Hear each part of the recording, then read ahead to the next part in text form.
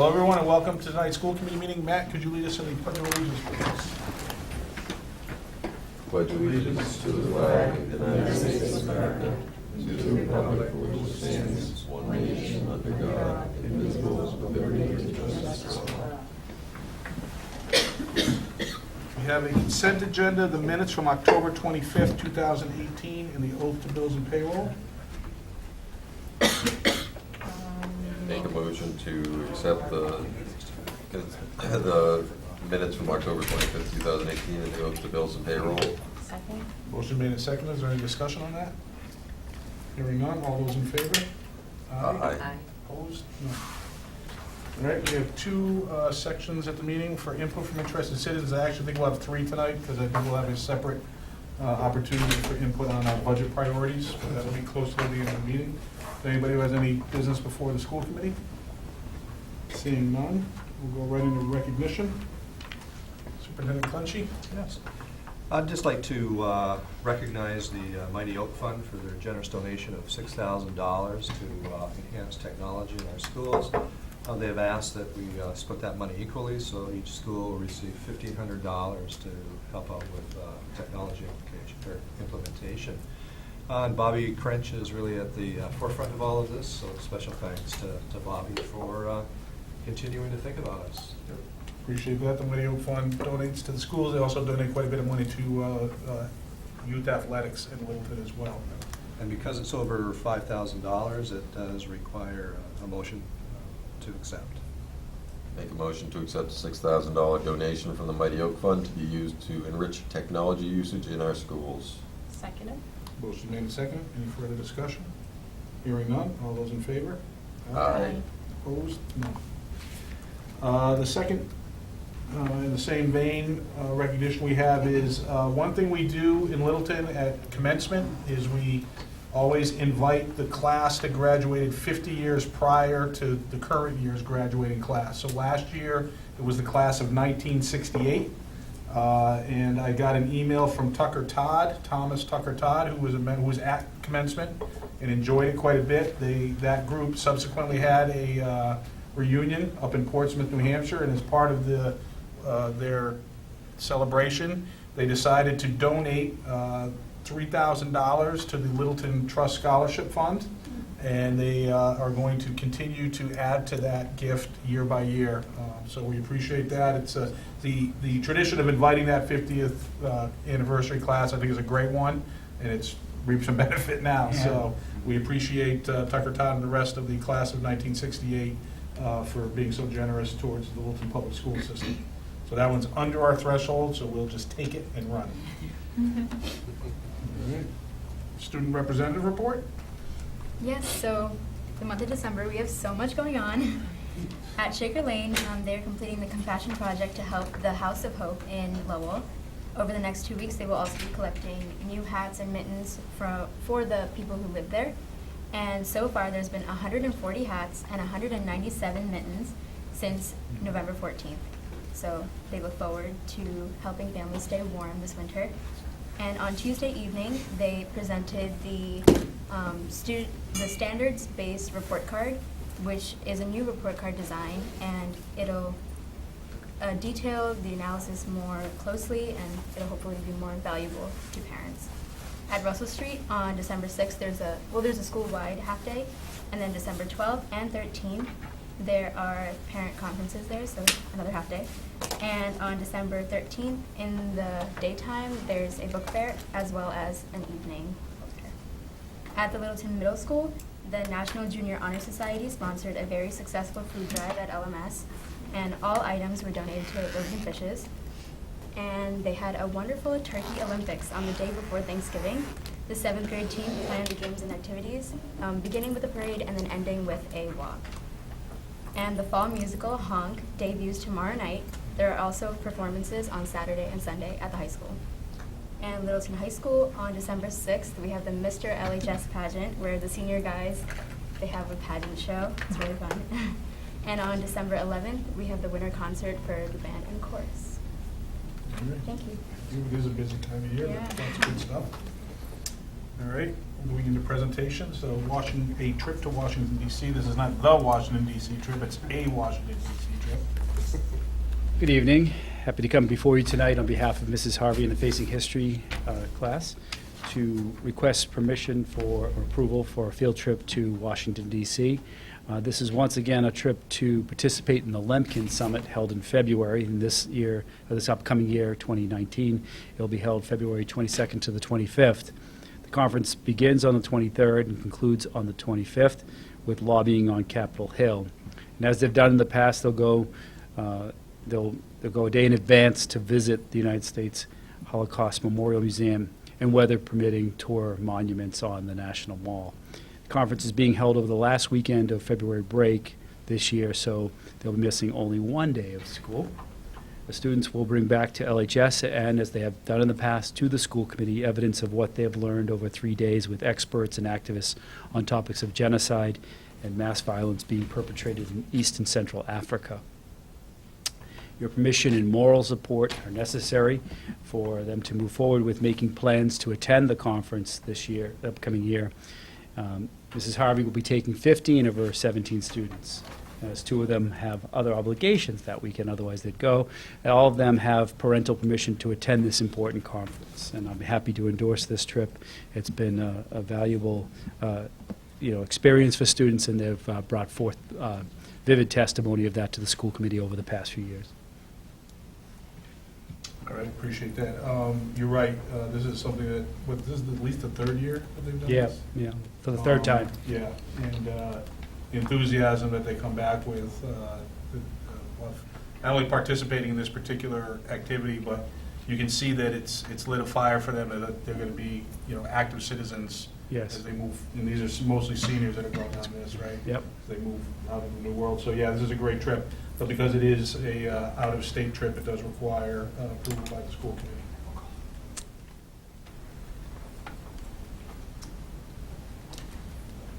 Make a motion to approve the high school Washington DC trip to attend the Lemkin Summit.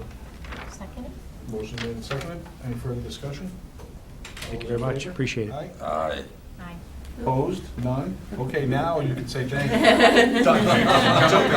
Thank you very much. I appreciate it. Yeah, don't take it all for granted. We're gonna have to, like, maybe vote no every now and then. Just like one or two of us, just to see what happens. Originality there.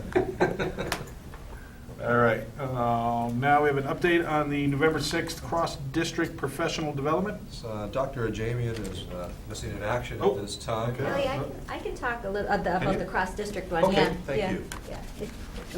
Can you, do you mind scrolling down, Steve?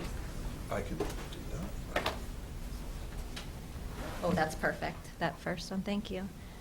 Good evening, I'm Julie Lord, I'm the Instructional Technology Coordinator for the district. I'll talk a little bit about our cross-district Professional Development Day that we had in November. This is the 2nd year that we've worked with the Air Shirley District and Harvard School Districts to provide staff an opportunity to collaborate and get some PD. This year we were able to include our middle school staff too, so this was our high school and our middle school staff. We spent a lot of time paying attention to survey results from the staff from last year's, and we also spent a lot of time really cultivating what we thought would be a really great experience for our teachers during the day. Kelly, do you mind scrolling down? I'll get it. Okay, so I'm going to quickly go through sort of like the breakdown of the day. We were lucky to be able to have a keynote speaker, Alan November. Alan November is a well-respected leader in education and technology. His message is about challenging us all to think about what's possible in the world of teaching and learning. The keynote was followed by our tech theme sessions. Those were by far our most popular, most successful sessions based on staff feedback. We were happy to be able to offer staff 15 different tech theme sessions, and these were all teacher-led sessions. We were very thankful that a handful of our own teachers from our district had offered sessions. We had Heidi McGregor had offered a session on 100% student engagement. Dave Pascucci offered a session on podcasting in the classroom. Liz Berry and Sarah Moore offered a session on Google Classroom. So we had added all the different descriptions of the sessions that were offered. The tech session was followed by lunch, which Harvard did a beautiful job of hosting a really nice lunch, and staff seemed to enjoy that. The 2 afternoon sessions were a little less structured. The first afternoon session was a department-specific session, and this session broke the teachers out by subject areas. So we had a math, science, world language, social studies, and ELA. This session, that block of time, was a direct response from staff's response from the previous year that they were really looking for more time to collaborate by subject area with their peers in the other districts. So these sessions, these department sessions, were faculty-led, and we had the department heads facilitating. So the next session, the last session of the day that we did was called the unconference block, and we were really experimenting with the unconference model, which is the typical conference model that an ed camp would use, and this is where it's really participant-driven and participant-led. So what had happened was the session topics were generated by the teachers on the day of the conference. So at the lunch break, we were asking staff to post topics that they wanted to talk about or discuss, and then we organized those into buckets, into different sessions. That session definitely had some mixed reviews. I think the unstructure of it. So again, we'll take that feedback and when we're planning next year's. Overall, we got a really positive response from staff on the overall results of the day. We've really felt that this collaboration with Air, Shirley, and Harvard has been very positive, and based on the survey feedback, we'll continue to collaborate with them, and we'll work to improve this PD experience for all of our teachers. So that was the 6 through 12 PD, so that's what I have for that. There is a link on, there's a bunch of links on different information on the different sessions. There is a link at the end of that talks a little bit more about the Ed Camp if anyone was interested in what that conference actually kind of looks like. That's all I have. All right. Thank you, appreciate it. The November 6th date, that's a full-day PD where we take advantage of, it was election day. And we have the middle school as a our polling place in Littleton, so we've done this for a few years now, where we've had elections on that Tuesday. We take advantage of it, the staff, it's still a work day for them, and they take advantage of the full-day professional development and get to do a much more extensive training. And obviously the doing it across districts is a terrific opportunity. We've talked about trying to leverage because other small districts around us, trying to get some economy of scale, and obviously this is an example of being able to do that. So it sounds like it went very well, and appreciate the other districts that participated in it. Yeah, we've been working on this for a while, and we've been very pleased with the results. Our feedback from our staff has been very positive as well. We are toying with the idea of doing a pre-K through 12 PDD next year. We just have to make sure we're ready to take that on to that extent. And as this program has evolved, we've been involving our staff more, so they're with us planning, and as a result of that, it's a check and balance to make sure that what we're offering is truly beneficial and will impact the classroom. I know we have the overview of the PD calendar for the rest of the year. Are we expecting Dr. Ajamian? Yes. Do we want to skip to the mass Q and technology? You saw me walking around the room. It took me a little while, but I kind of figured out what was going on. So she's okay. She was out for supper with some of our colleagues, and you stiffed her with her check. Wow! I don't think she skipped town on us. I'm sure she'll be coming. So if we could maybe just go on to the next item. Yeah, let's go ahead and we'll do the mass Q and technology update. Yeah.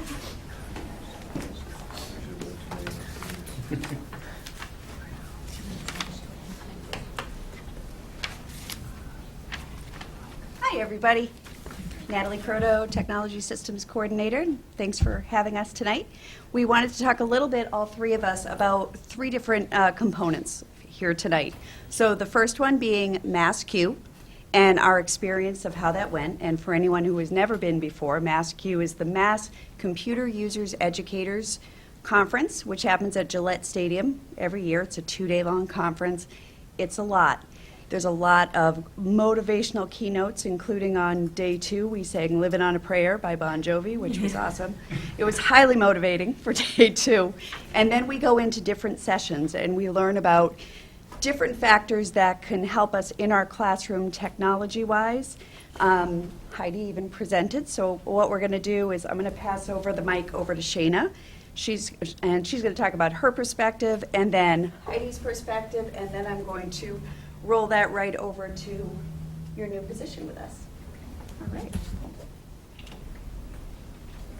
Hi, I'm Shayna Garlisi, a second grade teacher at Shaker Lane. I attended the Fall MassQ for the first time this year, and I actually was lucky enough to get to go because another member of our school community couldn't go at the last minute. It was a wonderful conference. I had attended the spring leadership conference before, and this was to a much larger magnitude. It was almost overwhelming with the amount of choices you could have in terms of the breakout sessions, but that was a good thing because there were a lot of people there, so you could choose sessions that were related to either your specific subject area or the grade level that you taught or your general interests or things that you wanted to bring back into the classroom. For me, I think the biggest takeaway isn't the individual sessions and the tech that you can bring back to your classroom, but it's that sense of invigoration and inspiration from collaborating with educators all over the state and New England to come together and share ideas and kind of build your own professional learning network. I know for me that professional learning network has grown a lot over the year, and it was nice to see some of those people in person at the conference. And it's a great way, either through Twitter or other forms of social media, to stay in contact with the people, the presenters, the other attendees of the conference, and just share ideas and see how they're implemented in the classroom. There are quite a few of us who will share things using similar hashtags, so you can go back and search for it and see all of this technology in action in the classroom. And it's great to spark ideas for, oh, you know what, that worked really well in a middle school classroom. How can I adapt that to my second graders and vice versa? A couple of the individual breakout sessions that I did attend, one was on the Genius Hour. I've been reading about it in some education books lately and was really interested in implementing it, but was struggling a little bit with the amount of independence required and implementing this in a classroom full of 7- and 8-year-olds. So there was a breakout session being taught on implementing Genius Hour in an elementary school classroom. So it was done by a couple of 3rd grade teachers, and a lot of those ideas are very applicable to 2nd grade. So it's something that I will be starting in my classroom after the holiday break. So my kids have been doing a little bit of something called Win Time, which is What I Need, where they focus on either math or literacy or writing or catching up on some work they may have missed while being out of the classroom with other teachers. And we'll be transitioning that time in our classroom every week to Genius Hour, where they get to choose a topic that's of a high interest level to them and then research it and present on it to the class. So they'll be able to use technology for their research and also for their presentation, and they can decide how they want to present that, if it's a poster or a Google slide or a video that they've made with green screen and their information. So being able to attend a conference like this and get not only the technological background that's needed to implement it into the classroom, but also that sense of community to kind of keep providing you with more ideas of how to make it work, and people to sort of cheer you along the way too, to say, oh, that's a great idea, maybe you could adjust it this way, was very helpful. And another part of MassQ that has sort of been ringing true to me with some of the books that I've also read alongside of it is that you don't need a title to be a leader. So Kat Dale, who was here a couple weeks ago with me at another school committee meeting, she and I have been running a Littleton Public Schools book club with some books based on education that people can sort of join at their leisure. And I was able to attend another breakout session on managing book clubs within districts. So it's something that she and I are now, with the help of Heidi, looking to present at the Spring Leadership Conference as well, to kind of give back to MassQ after everything we've gotten. Great, thanks. Cool.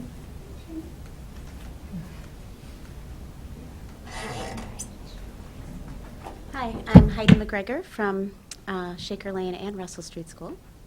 I've got to get used to saying that. I know. It's kind of cool.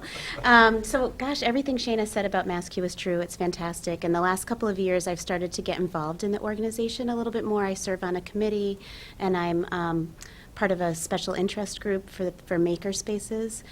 So beyond the conference, MassQ has so much to offer educators, which I'm just kind of, it just adds a little bit more to it, even in the at the fall conference, the spring conference. They even do Google Paloozas, and they do other smaller conferences and professional development throughout the year.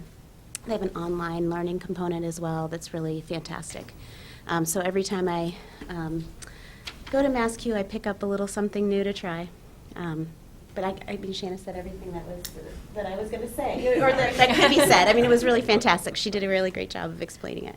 So maybe I should segue into my other thing? Okay. All right. Okay. So let me introduce myself. I'm your new K-5 STEM integration specialist. I'm still getting used to saying that. So basically, I took on this role in September of this year. I've been loving it. It's been a fantastic experience for me personally, and I think the opportunity for our district to be able to really promote STEM education and have somebody dedicated to that has been, I think, just really fantastic. I've gotten a lot of great feedback from teachers, from students, from parents, saying how they've noticed things that have been happening. So STEM is. I should probably say it right. So it stands for science, technology, engineering, and mathematics. But really, it's sort of meant to be sort of all of those things mixed together to integrate into our curriculum. So the big focus is on creativity, making sure that students are collaborating, communicating with each other, and using their critical thinking skills, the 4 C's. So with thinking about that, the technology integration portion of it becomes sort of like not a sidebar, but it becomes the tool that we use sometimes to be able to access those skills that we're looking for with STEM. And I really feel that STEM is something that should be integrated into the curriculum and not taught as like this silo, like a separate subject. It's really not meant to be a separate subject. It's meant to be happening everywhere. So different things that I've participated in this year. So second grade wanted to try out some problem solving and team building using our breakout EDU kits. So we found a literature-based one. It was based on very highbrow literature, if you give a mouse a cookie. But the students had to work in teams and solve a series of puzzles in order to figure out the combinations to the lock of this box. And then when they opened the box, they were able to get the prize that was hidden inside. And every second grader participated in that, which was really great. And then in third grade, the teachers had talked about wanting to increase student activities with reading, telling time with an analog clock. That is a very, very challenging skill in third grade because they just don't have access to analog clocks like we have in the past. So it's been a really difficult thing to teach. So I created a breakout EDU for analog clock telling time, and every third grade class did it. And they all participated, and even one fourth grade class gave it a try, which I thought was really great, as a review of skills that they had learned last year. Some other things that we're doing is using some augmented reality. Actually, in Shana's class, they were studying storms and doing a lot of research on different natural disasters. So Google Expeditions has an augmented reality expedition called Forces of Nature. So the students could actually hold an iPad and create a tornado in Shaker Lane, which they thought was pretty cool. And they get to see 3D moving hurricanes. There was an earthquake, and it all augmented the research that they were doing for their project, which they ended up making green screen videos for, which ended up airing on LCTV on the Education Channel. So tune in. It's playing right now. And then we're getting ready for Hour of Code, which starts next week. So both Shakerland and Russell Street schools are participating in that. I'm probably other schools as well, but I can't speak to that, so I'll let you guys answer that question. And the other big exciting thing is that the Shakerland Computer Lab is going through an evolution, and it's going to be a makerspace as of Monday. And there's a new name that I cannot reveal. It is top secret. But the new space has some new coding materials, things that they can use for coding, very physical blocks that they can manipulate to do some coding.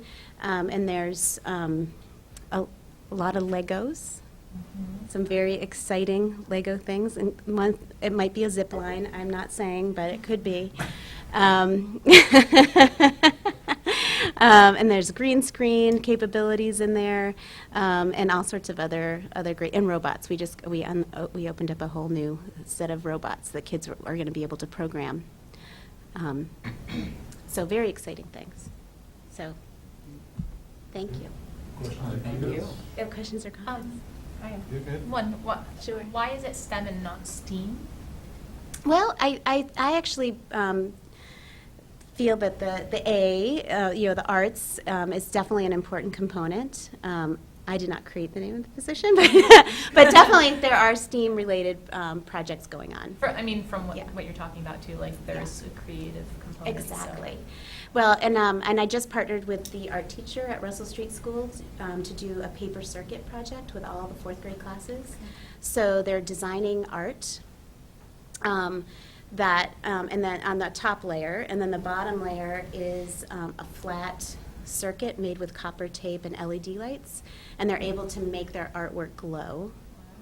It's a pretty neat project. Yeah, so we actually partnered together 2 years ago. We had done it together, which was challenging since I was a classroom teacher at that time to help. So this time it could actually really help her. So so they came to the think tank, and we did a preliminary paper circuit building activity, and then after the break, they'll design their artwork that goes with it. Cool. Mm-hmm.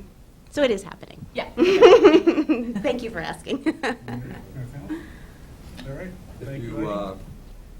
remember back a few years ago, we have retailored this position. We didn't hire this position for a couple of years, and the original position was really working with math and science. Excuse me, and it was more of a Title I position where the individual would work with an ed assistant and pull out students that were struggling with math and science. We retooled it to become an integration specialist position, and we called it STEM.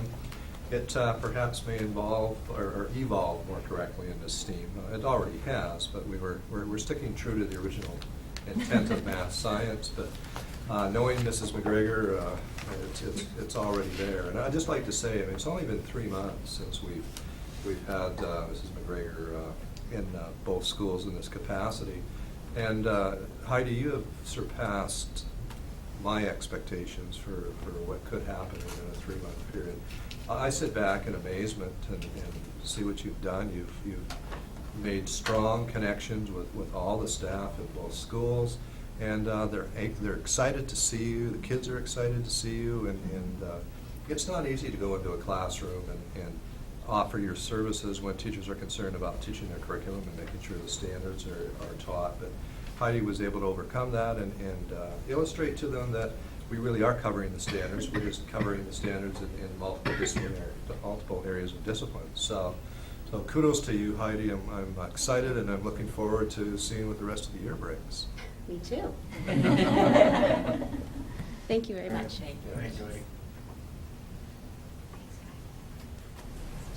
All right, so the last part of our spiel here tonight is talking about all the technology updates. So we work year-long to provide updates to our system and network infrastructure. A lot of things that aren't really visual, but we wanted to make sure that we had this opportunity to provide an update of what we've done.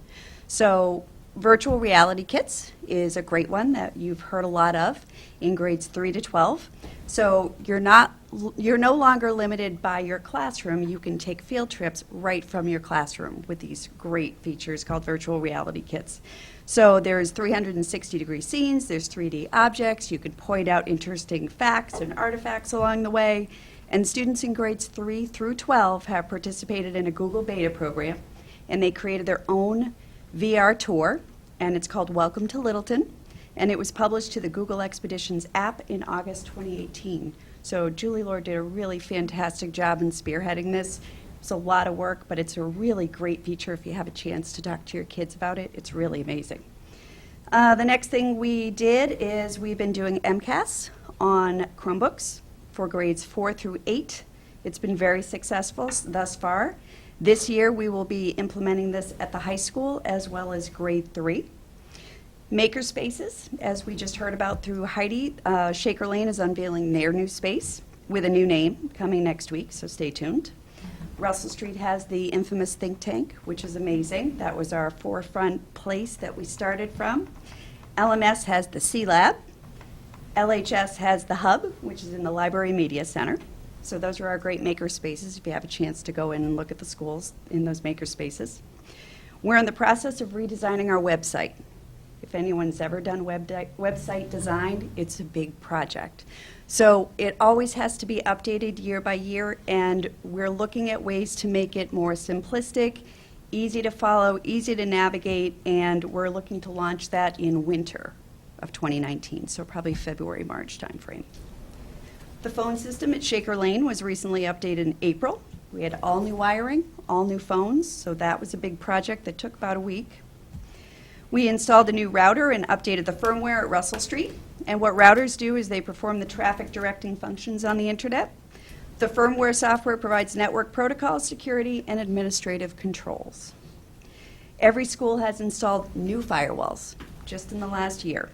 So the firewall is a network security device that monitors incoming and outgoing network traffic and decides whether to allow or block traffic based on a set of security rules that are Brad Cotran, who's our network admin, works really hard to make sure that we're secure and safe there with our firewalls. We upgraded network speeds at all of our schools. Shaker Lane went from 75 to 150 up and down. Russell Street is on Comcast, but we'll be upgrading next year to Verizon.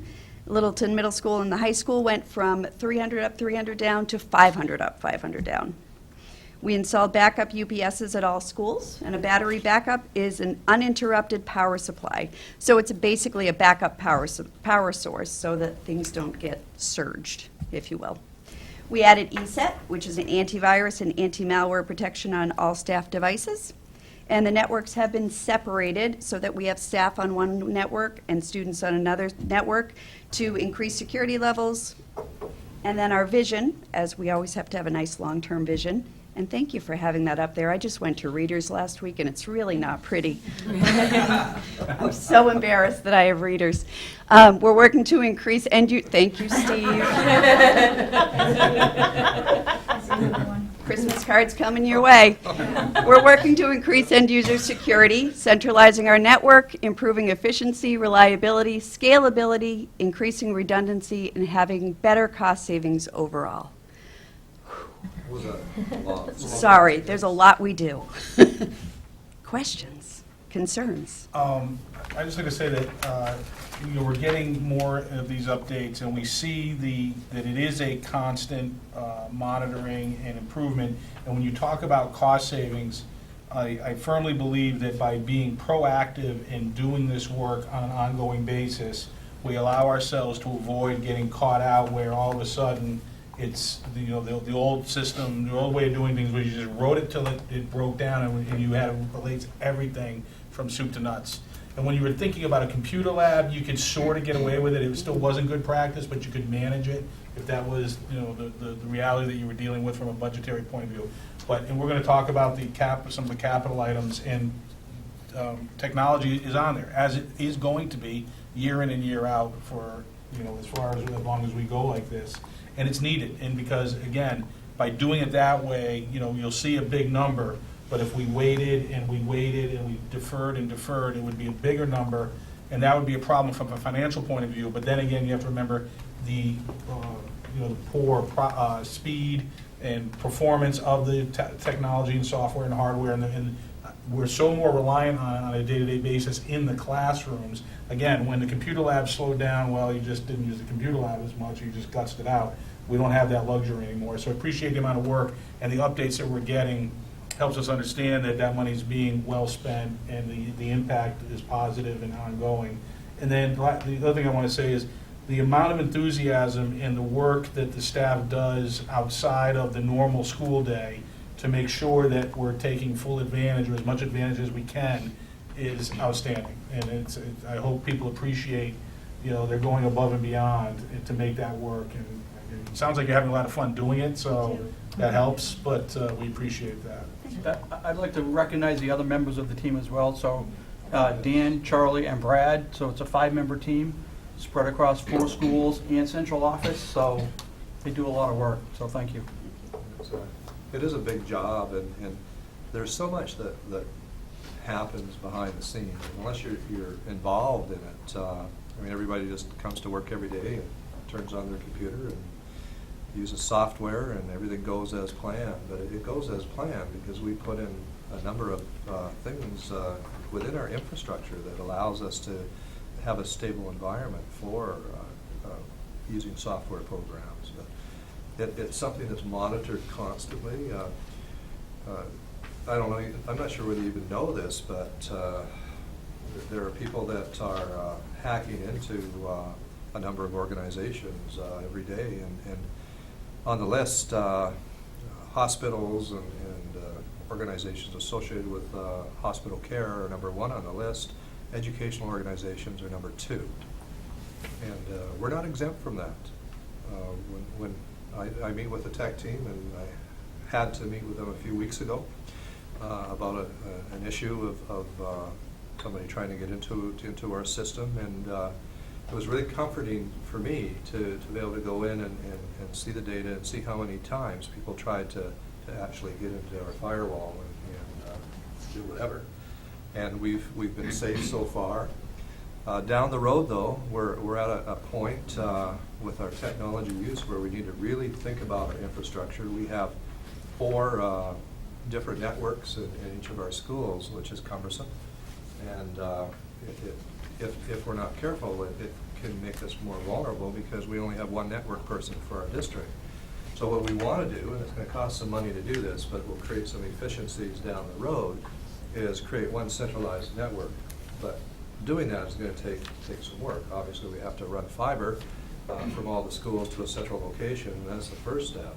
And then we have to set up our networks, et cetera. But it would be far easier to actually access and monitor, and as things continue to change, cybersecurity is going to have to be near the top of our list to ensure that our data remains secure and that our networks and our software programs are active during the day. There's a district not too far from here that was very unfortunate last year. And somebody did get in and hold them for ransom and wanted to be paid in Bitcoin, which is not traceable. And as a result, they did lose a significant amount of data, even though they paid the ransom, so to speak. And I was at a session on cybersecurity 2 weeks ago, I think it was. And some of the bigger systems, school districts across our nation that have been unfortunate to have somebody hack in, have spent millions of dollars dealing with that situation. So just something to be aware of. We'd like to think nobody really wants to see our data in terms of a public school district, but that's not true. So we're vigilant, and I'm very fortunate to have the tech team that I do that is so diversified and make sure that all aspects of our technology are functioning in full capacity. So thank you. Any other comments or questions? Thank you. Thank you. All right, you want to circle back up to the overview of the professional development calendar?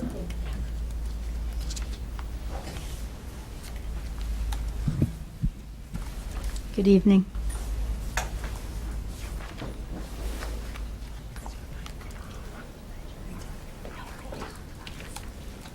I want to just say a few comments about the cross-district PD and emphasize the endeavor that, first of all, from a planning point of view, This has been an iterative process.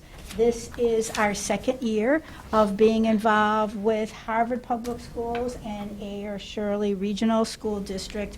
And the aspects of integration, of integrating the curriculum, technology through the curriculum, and having adequate technology support in terms of systems and personnel was a primary reason why the grades this year, the three-district endeavor was successful. The planning involved, since last spring, the planning has involved the superintendents in all three districts, the assistant superintendent or director of curriculum, and the technology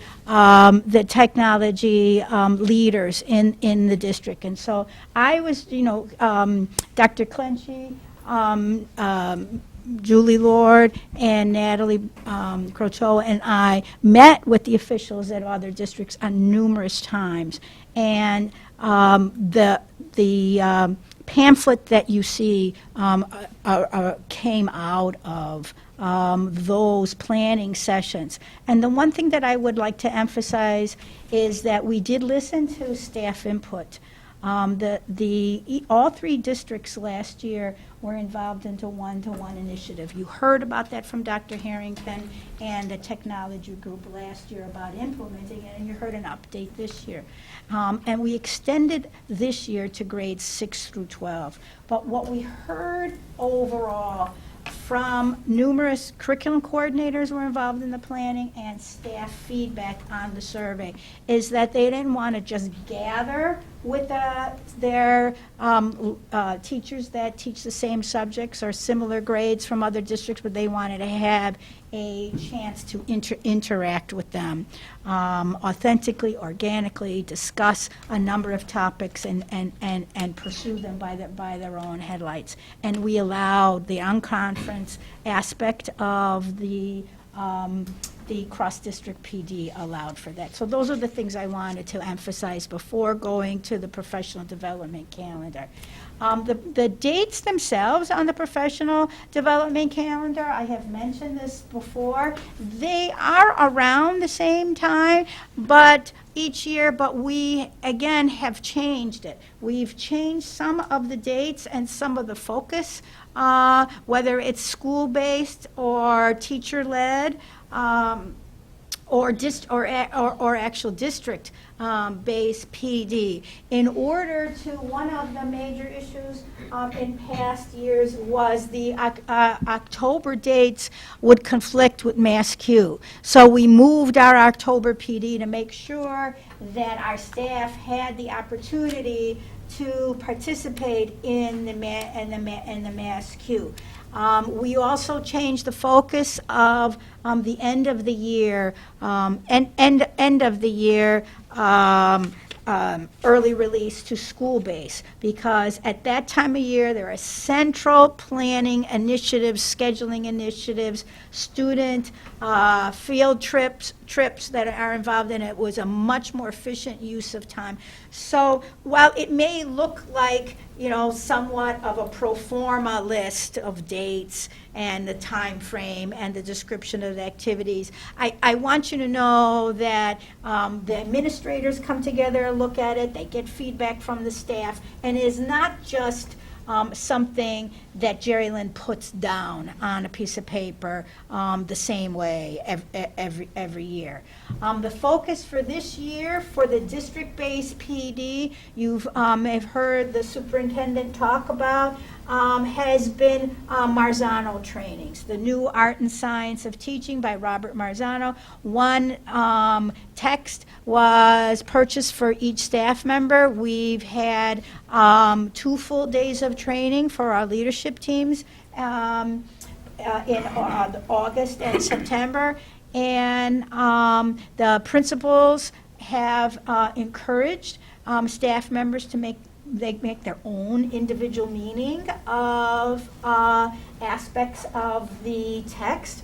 And the October 17th early release, we had, and this was with the technology support. I mean, those technology systems within the district, we could not have had a live webinar from Indianapolis, 90-minute, where the secondary staff viewed the webinar live, training that focused on a number of key areas in the text. And in the January early release, the pre-K to 5, the elementary staff will gather together, and then the secondary level staff will view the webinar at another date.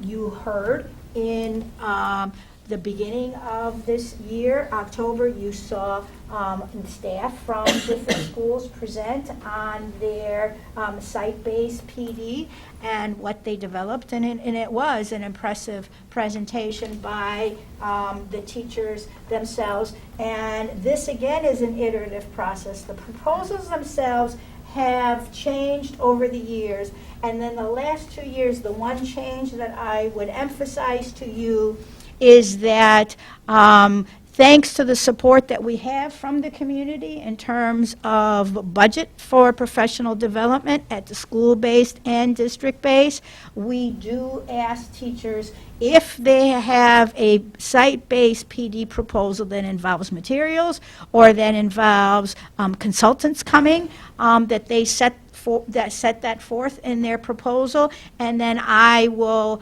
meet with the principal of the school or schools and evaluate the consultants coming and you saw that last year when we had the Keys to Literacy answer training consultants and Facing History come and involve staff in English language arts and history, social science, in a training on civil discourse in America, which can be lacking. So once again this year, the proposals for spring 2019 will begin trickling in to the principals to review in their own site-based professional development councils. And the principals and I, for example, at the middle school, Principal Temple and I have already consulted about come together to review one proposal that involves materials and consultants. So that would be what I would emphasize for the professional development calendar this year. Any questions or concerns? Questions or comments on President Boyle? Good. Thank you. Just, Jaylen, if you could just hold on for a second, please. We've spent years developing a professional development approach that truly impacts our classrooms. And we don't do one-shot professional development. If we go into an endeavor, we bring whoever we're working with. This year it's been the Marzano Research Group, which is incredible. And we're connected with them for the entire year. And that makes such a difference. And in this case, it's allowed us to focus on various instructional strategies, link that to social and emotional competency acquisition, and also take a look at classroom management plans. And if you've ever looked at the Marzano book, it is quite a read. One page is action-packed. And I think everybody came to the table, and after we started reading that book, we looked at each other and said, man, that this book is full of information. And those of you that are into sciences, it's like the dreaded organic chemistry 351, 353, I call it. So we've really enjoyed embarking upon that journey. And it's not as if our teachers aren't well versed in instructional pedagogy. It's always nice to reflect on what you're doing and then make more meaningful connections as to why you're using various instructional strategies within your classroom. On that note, this is kind of my first informal conversation, and next meeting we'll have a more formal conversation about Dr. Ajamian. Dr. Ajamian has decided to retire as of December 21st of this year, and Dr. Ajamian will still be coming back and helping us out with Title I and some of our professional development. In the meantime, we've been looking internally for an interim director of curriculum. We wanted to stay internally because of the number of initiatives that we have going, and our alternative learning time initiative has been very time consuming, and we really wanted to make sure we had somebody that understood what we were doing. It's certainly more complex than the last presentation that we did at the school committee level. It's looking really good, but with the initiatives we have, we both wanted to make sure that we had somebody that understood where we were going and our philosophy. And if we would have brought somebody in, it would have taken 2 or 3 months to get them up to speed. So we will be making a decision on Monday in terms of who that the new interim director will be. We were successful in finding a candidate within our district, which I'm thrilled about, because with what we wanted for qualifications, it just goes to show you how fortunate we are with the staff that we have in our district and all the criteria that we were looking for. So, Dr. Jamian, again, I said this would be informal, but I'd just like to thank you for the many years, I guess 12 years now, that you've been working with the district. So no, it's 12 years. Someone was in I kindergarten. think Some- we kind of got started together. Someone was in kindergarten when Yeah, exactly. I came. They graduated last year. Right. true. Yeah, it's humbling. I didn't know you were going to talk informally. Just kind of sprung it on you. So, It and was I deliberate. apologize for my tardiness earlier. It's all right. You really can't hold it against you. I wasn't thinking, it doesn't matter. I will be here, and I'm pleased. I'll save it's been an honor. It's been an honor, and it's 12 years. It's a child's full experience in the Littleton Public Schools. That's symbolic. It is, and it's wonderful. And we've worked together for 8 years. Yeah. And we've done a lot together in the last 8 years. And I'm certainly going to truly miss you and miss our discussions every day. And curriculum is a very important part of what we do in this district. It's a very important part of what I do as a superintendent, because in the end, everything that I do should have an impact, a positive impact on every classroom within this district. And curriculum and instruction is key to having that happen. We've written many articles together and seminars, and I've had a lot of fun, believe it or not, wordsmithing joint projects that we've done together. Jerry Lynn is also known, AKA, as the Comma Queen, and she's a little more conservative than I am in terms of commas. But Must have been my Western influence, I don't know, but it's a Canadian grammar. could be. But, British education. I will say that, there's been some constants on the school committee Yes. and in the business department. But I will say that with the changes in the incumbents in the roles, I've sat at a table in administrative council where all of the people can fit at one table. It's a little crowded now, thanks to the school committee approving assistant principal positions.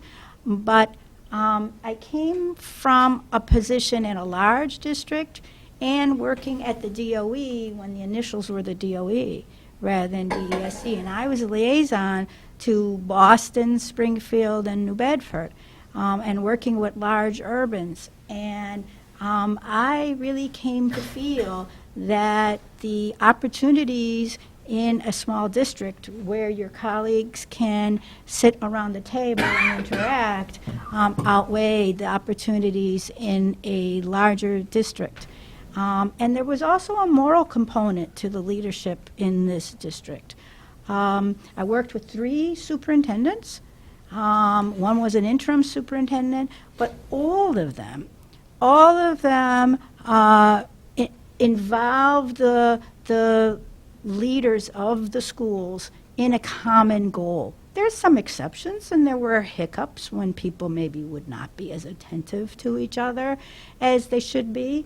But all in all, like, there were budget crises, There was staff realignment. I never worked with a superintendent who listened to the last voice. We had the, whether, it was Dr. Bucky or Dr. Harrington, the Littleton High School principal would listen to the concerns of the Shaker Lane. And that's a real heady, collaborative experience. And what goes on behind closed doors, when the public doesn't see or hear those discussions, I can tell you and the community to rest assured that there is, a moral sense of leadership and custodian for, the taking a look at what our students learn and are able to do. I'm going off on a tangent, so then maybe I won't talk next. Well, we will informally thank you. Yes. I'm sure we will have an opportunity to do Next week. a more formal reflection on everything you've done for us over 12 years. And Thank you. went by quick, but a lot got done. And, Jerry Lynn, I really had to spring it on everybody tonight because I'm going to send an email out Wednesday next week. And there'll be a lot of people wondering what happened. So I did, wanted to make sure they were we informed. talked about when you're going to tell people, and it was like, I don't know. And so we had the October 29th SCC meeting. That was the first time, and they were sitting around and answered, and so then there was the email to the elementary curriculum council, because that's the key group that I interact with. So it's taken me a while to get used to this. But I will see you until June, when there is May, there's the ceremonial retirement session at the end of the year. I'll still be here. See you then. All right. It's Thanks, been an honor. Dr. Thank you.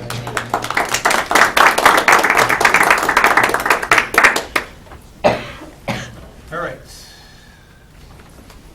We'll jump into the FY 2020 proposed capital requests. So there's two lists in your packet. This is basically just a consolidation of the capital list and recommendations that we made a couple of meetings ago in a larger spreadsheet format. I've just consolidated them here. We've also prioritized them in order. Again, this is a request. Typically, we send this to the town.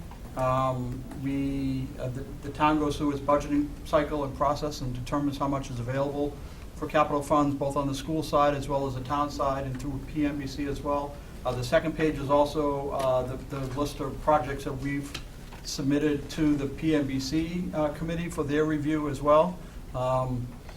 So I'd be more than glad to answer questions on any of these projects. The PMBC list also includes, more for discussion purposes, money to fix the high school parking lot and the sidewalks. We believe, and Anthony is here, I don't know if he wants to talk to it at all, he's on the spot here. We did have discussions with Anthony, the town administrator, and with Chris Stoddard, the DPW director, about repairing of the sidewalks at the high school and parking lot. That was a number that was thrown out. So it was on here. We put it on here. It's been on here since the beginning of our list. It was on here for discussion. It probably won't stay on the school list, but hopefully it will be on either PMBC or the DPW list in some way, shape, or form. So, and I also want to mention the Shaker Lane elevator.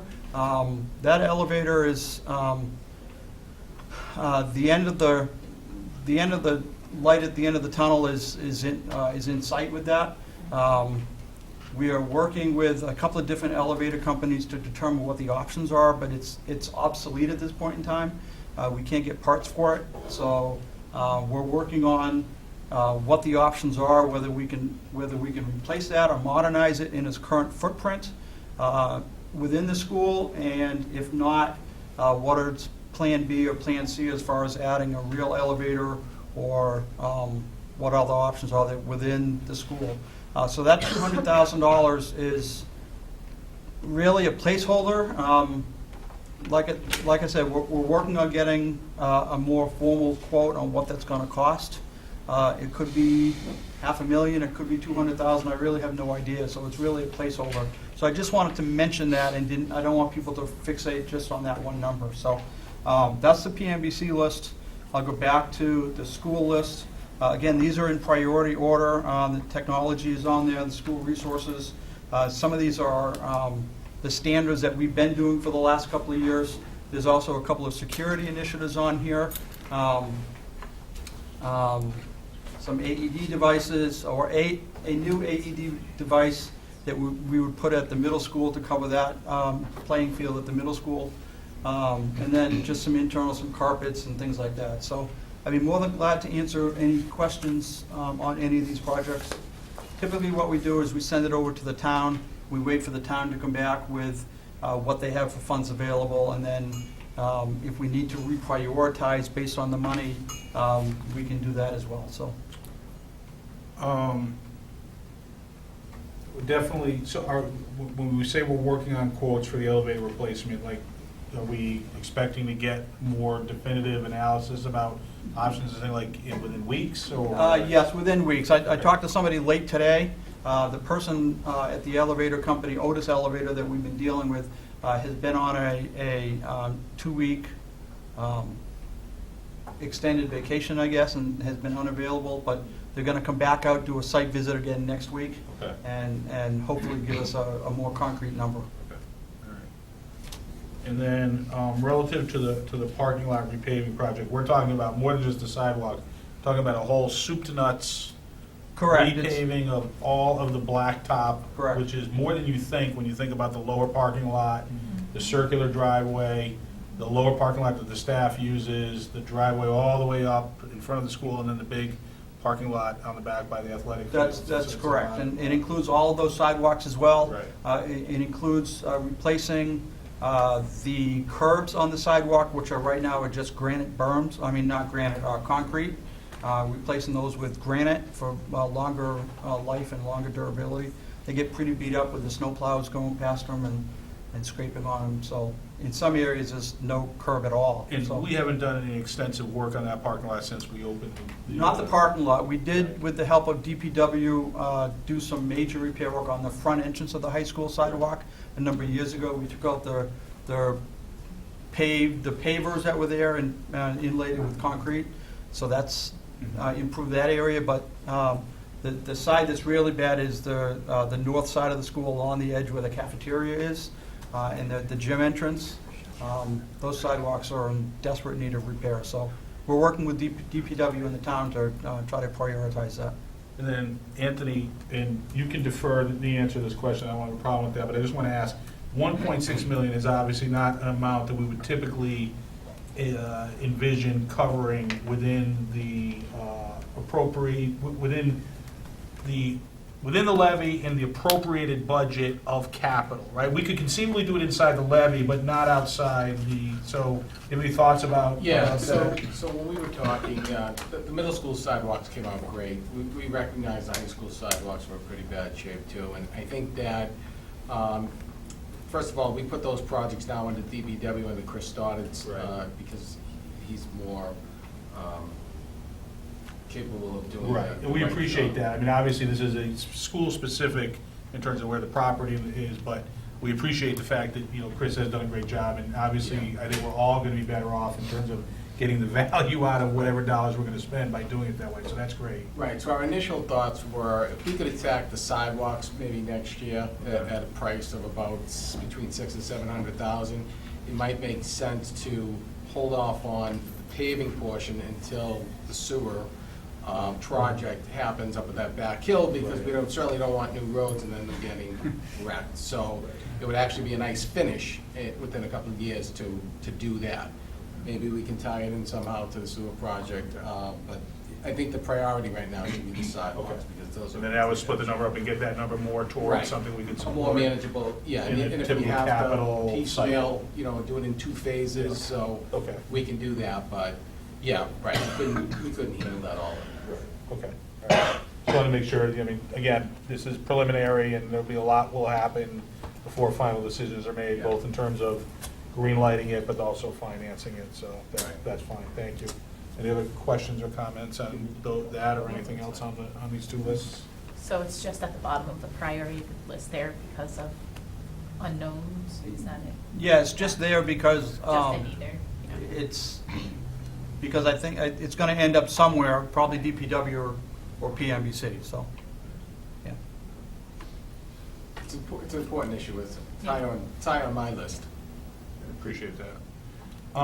Have we sent this prioritized list over to the town finance team? The prioritized list, no. The original list, yes. Okay. But with school committee's permission, we'll send this over in a priority format over to them tomorrow. All right, I think we're good with that, right? All right, good. Thank you. Okay. All right, next is a financial update. Yeah, let me go find it here. So there is a financial report in your packet. So just a couple of notes on this. So as everybody knows, we switched financial packages over the summer. The town took the lead on it and is doing most of that conversion work, so thank you to them. So it's a new package called Munis, and we went live July 1st on all of the functions except the payroll function. So payroll was still in training. We're still setting it up. We're still loading software and loading data and employees. So that's supposed to go live, I believe, sometime mid-January to February, sometime in there. So April 1st. I'm sorry? April 1st. April 1st now. Okay. So thank you, Anthony. So so we're still working with the town accountant on some of the little nuances of this the software as well. So you would notice on here that if you look at the system administration versus the school administration, there's a big discrepancy in the budget amounts that we have. That's because we have some accounts that are not rolling up into the correct roll-up code, so we have to get in and adjust that, and we're working with the town accountant on that. But there's no big major surprises here. We are watching our special education out-of-district tuition costs. We watch those every year. We're having discussions with the budget subcommittee on those as well, but we are watching those, and that will have an impact this year. But as far as the appropriated budget, there's no big surprises here. We're just working on the report format and getting that so it's consistent from year to year. So that's where we're at this point in time. Any questions on the financial update? Thank you. All right, under new business, we had a item on here on the memorandum of agreement between Park and Rec, Community Education Department, School Committee, and the Board of Selectmen. We will not be voting on anything tonight. We are still working on that. The MOA between these three departments is designed to cover the reciprocal relationship between who maintains and pays for maintenance of the playing fields in Littleton, access to our buildings by the Park and Rec programs, and the Highway Department being the ones that actually do the labor and execute on the grounds and things like that. So we're still working on that. The three chairs or representatives from the three committees are still dialoguing on that, and we expect to get to the finish line sometime in the not-too-distant future, but we're not as close as we thought we were going to be tonight. So there's no necessary motion to be entertained at this point. All right. We are at the point where we allow input from interested citizens. We will have a separate opportunity when we talk about the budget, so if you guys want to wait, you're welcome to wait. If you don't have time to wait, you can certainly talk about the budget, any priorities you have, or if there's anything else, any other business that is regarding the budget, this is an opportunity to speak before the school committee. All right, seeing none. PMBC, Darrell is tied up with work tonight, so we won't get a PMBC update. Mike, I'm going to ask you, do you expect more people to come? We could do policy first and do the budget sort of kind of last. I would do policy. We Okay, that's expect fine. a few more. We got a lot of maybes. Yeah, no, I get it, that's fine, and it doesn't really make any difference to us, we're gonna get through it all one way or the other. So, Eric, is that okay if we go ahead and do the policy stuff now? Sorry, Jen, sorry. I mean, We you sat can over there ask last year, Eric. I was that's why. wondering. You can ask I her. always sure. look that way for policy. I have to Oh, look right. left for policy. All right, what do we got? Okay, so. Just finding it here. All right, so. The first policy here is ACE. Yeah. And you can see, oh, maybe, I think the next one. The yeah, next one- okay, so the the next first one two has are the just the changes. PDF, Yeah. showing all changes, but if Yeah. you look down, you can see the actual changes that were made, with track changes on. The biggest change is just changing the word handicap to disability. And for handicapped to disabled and so on. And these are changes recommended by the MASC, Massachusetts Association of School Committees. So that's what we discussed there. Too far, go up to AC, yeah, the previous 2 pages, yeah. Do we vote on them one at a time, or? We're Well, just so going to this have is just- first reading this Just evening, first so readings. we can do, we'll just have a motion that includes all of them for first reading. Or next, yeah, okay. So motion for first reading of the following reviewed policies: policy ACE, policy BDE, policy BDF, policy FA. Seconded? Motion made and seconded. Is there any further discussion on those? All right, hearing none. All those in favor? Aye. Opposed? None. Okay. So make a motion for the first reading of the following reviewed policies with no recommended changes: policy ADC and policy BEDB. Seconded? Motion made and seconded. Any further discussion? There were just a couple minor things. On the subcommittee, BDE, I think you just missed a chairman on the second, number 2 on the second line. Oh, yep.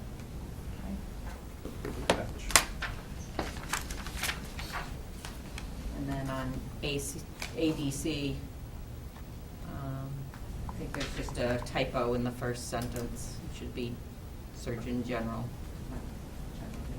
That's Sturgeon General. Not Surgeon Generally.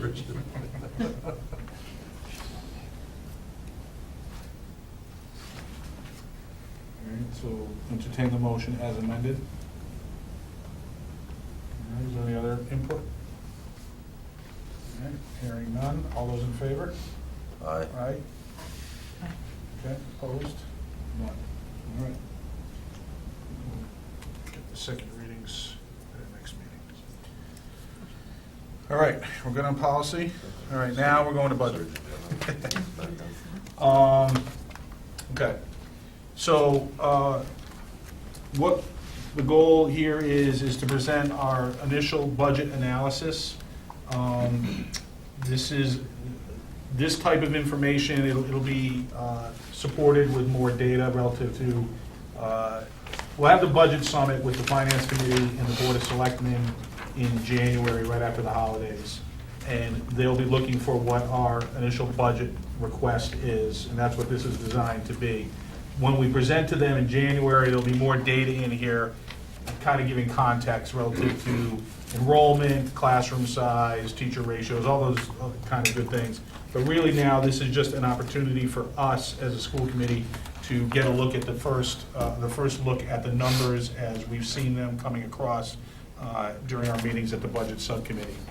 So the first slide is our projected increases to maintain level services and staffing. And this is usually the jump-off point when we present this information to the FinCom and the Board of Selectmen. Our salary increases to retain our current staffing level, $557,772. This is primarily our steps and lanes. that we've negotiated with our teachers and other staff, and maintains our current staffing level. There's nothing additive in here. The next thing is our sped out-of-district tuition, $636,000 increase.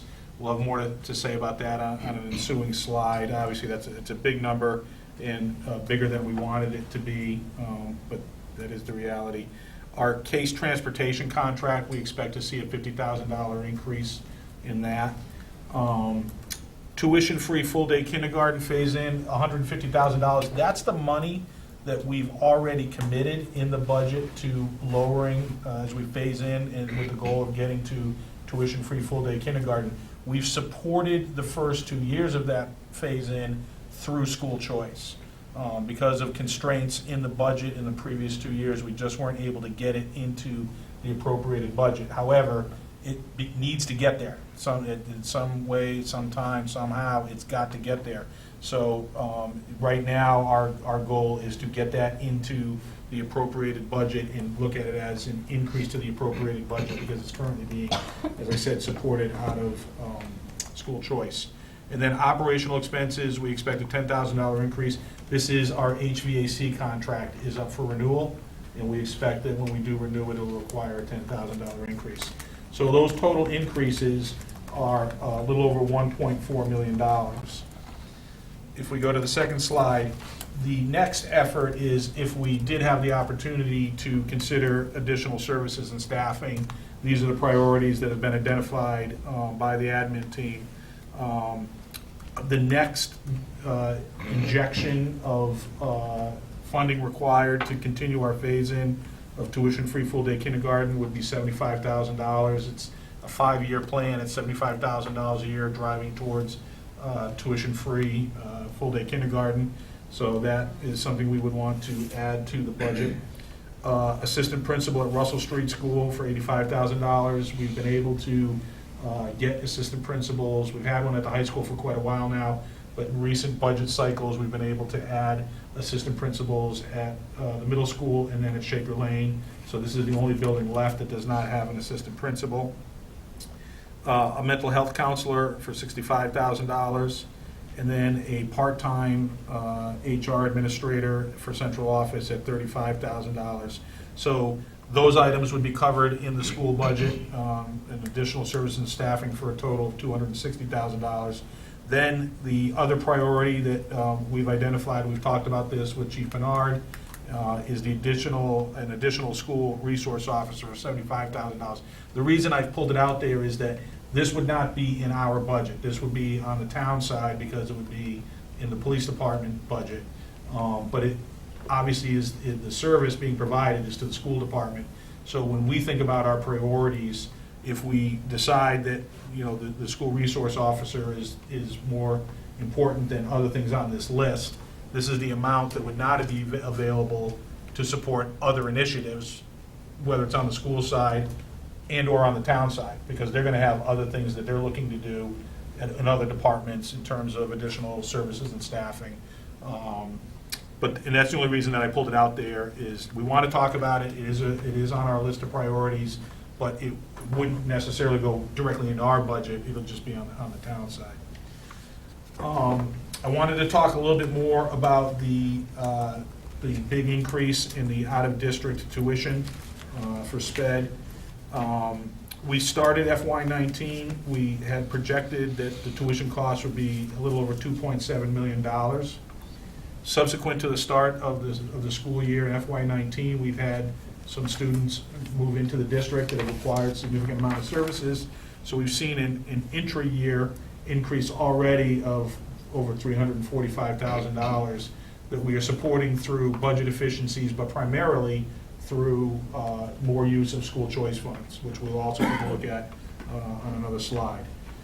And subsequent to us getting new students during this school year, we've already identified for FY20, we expect some other new students that are going to require out-of-district services for about another $289,000.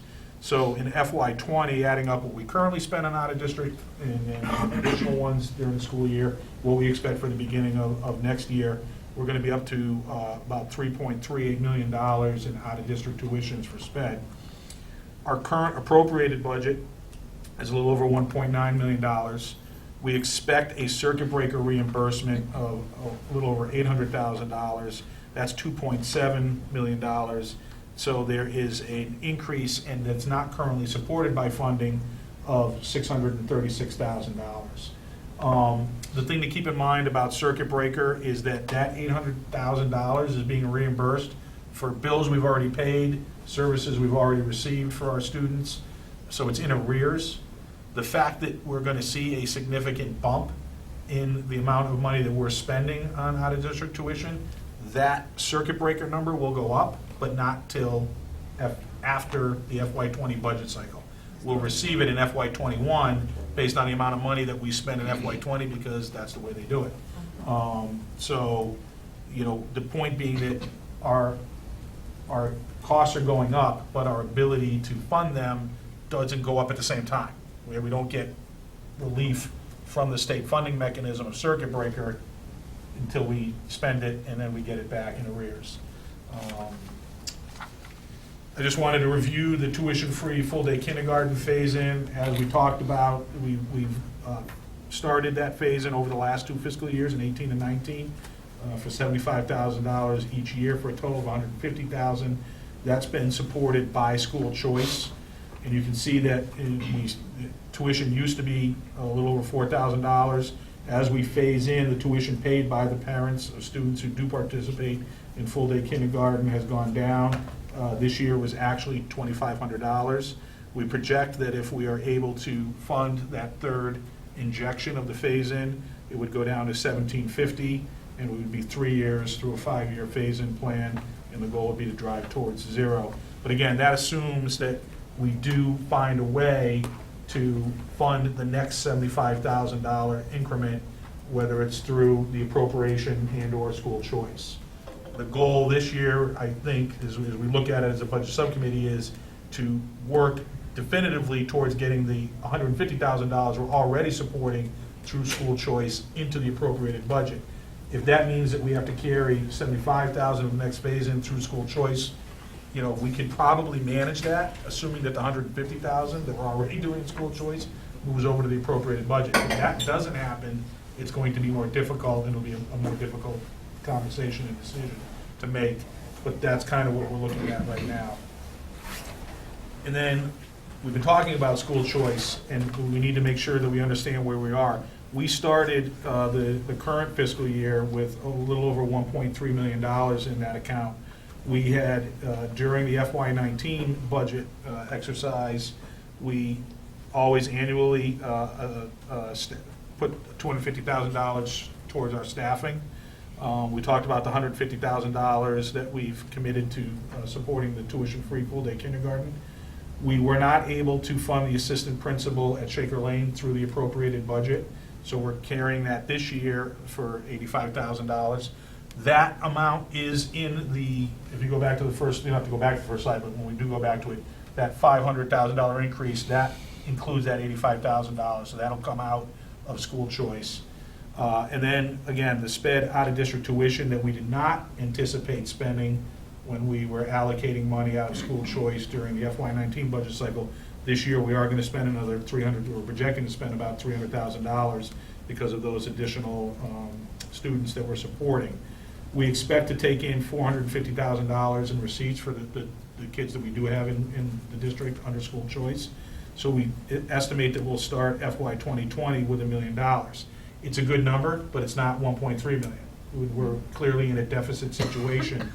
When we had done, had our debate and voted on the FY19 budget, we were basically breaking even, and we were, spending as much as we got in, and we thought we would be able to, maintain around $1.3 million.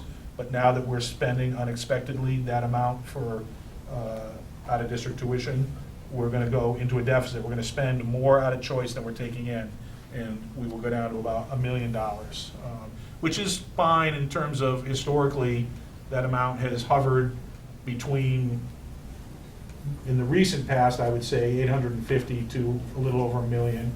When I first got involved, it was even lower than that. There were years when it was below $500,000. So it's not, overly concerning, but it is something we need to be cognizant of as we determine how we're going to be able to, meet all of the things that we're trying to get done. Matt, we can now actually go back into the first slide. So, again, to stay level, serviced, and staffed, not adding any potential priorities that we have relative to additional services, is about $1.4 million. The last joint meeting that we had with the Finance Committee and the Board of Selectmen, Bonnie Fleck, the Assistant Town Administrator, had projected a $700,000 increase in the school budget and about $300,000 on the town side. And she basically had a budget that was in balance. If we only needed $700,000 and the town needed $300,000, we would pretty much be in balance, which at this point in the budget cycle is abnormal. Typically, we have a deficit, and it's been easily as high as $500,000, sometimes a little bit more.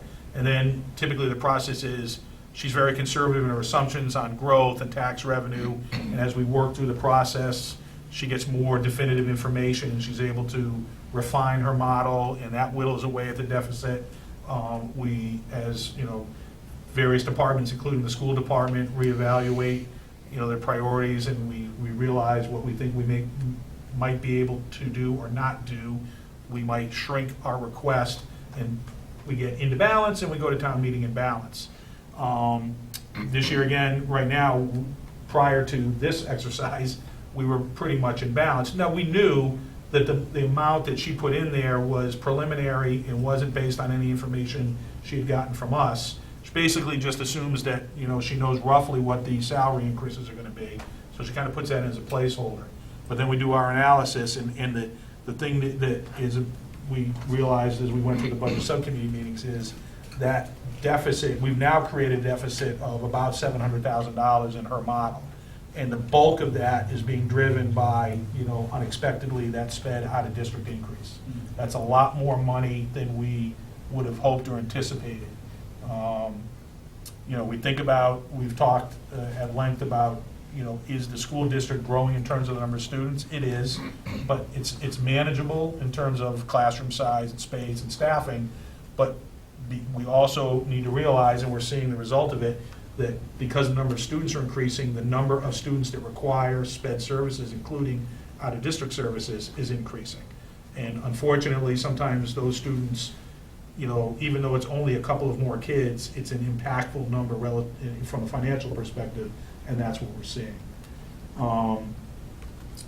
So, it's a deficit situation. It's something that we'll present to the FinCom and the Board of Selectmen at the Budget Summit. I don't think it'll be a shock to them. Obviously it'll be a challenge, but it's a challenge that we've seen pretty much every year. So, we'll start to work the process. In my mind, and this is where I want to jump into the discussion, and we'll have a discussion amongst ourselves, and then we'll open it up to community input.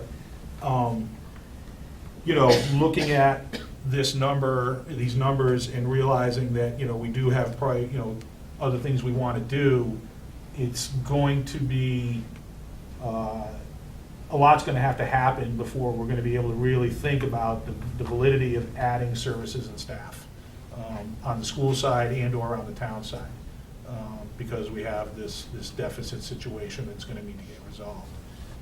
So as I think about it, I realize that we want to identify our priorities for additional staff services and staffing, and we've done that. We can certainly have a debate about what the priorities are, but I think we need to keep in mind the context of what we're dealing with from a resource perspective, and that's always the issue. Nobody has a bad idea about how to add services and staffing to the town, whether it's on the school side or the town side.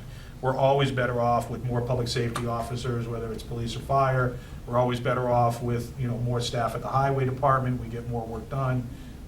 We're always better off when we add staff in any capacity to the school department, because we do a good job of hiring them and integrating them and realizing the benefit. The question is we can't do everything. It's just not feasible typically year by year. And the debate is not about, is it a good idea? The debate about, is it the best idea given the resources we have in a given budget cycle? So at that point, I'll stop talking for a few minutes and let you guys jump in. I just had a question about the tuition-free kindergarten. As we phase that in, when we get to zero, assuming we get to zero,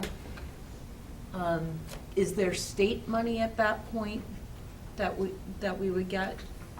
Do you know? I had heard that from a school committee member in another district that if it's tuition-free, that we do get some reimbursement from the state. I know what district you're talking about.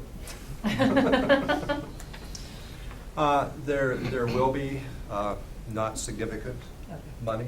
You have to take a look at how much we are subsidized in terms of Chapter 70. And Anthony, you probably can't give me an exact percentage. My rough calculation is that for every dollar we spend, we're about 23% subsidized, so 23 cents on every dollar. Is that about right? Yeah, that sounds about right, yeah. So there'll be a little bit of money. It's certainly not going to be impactful.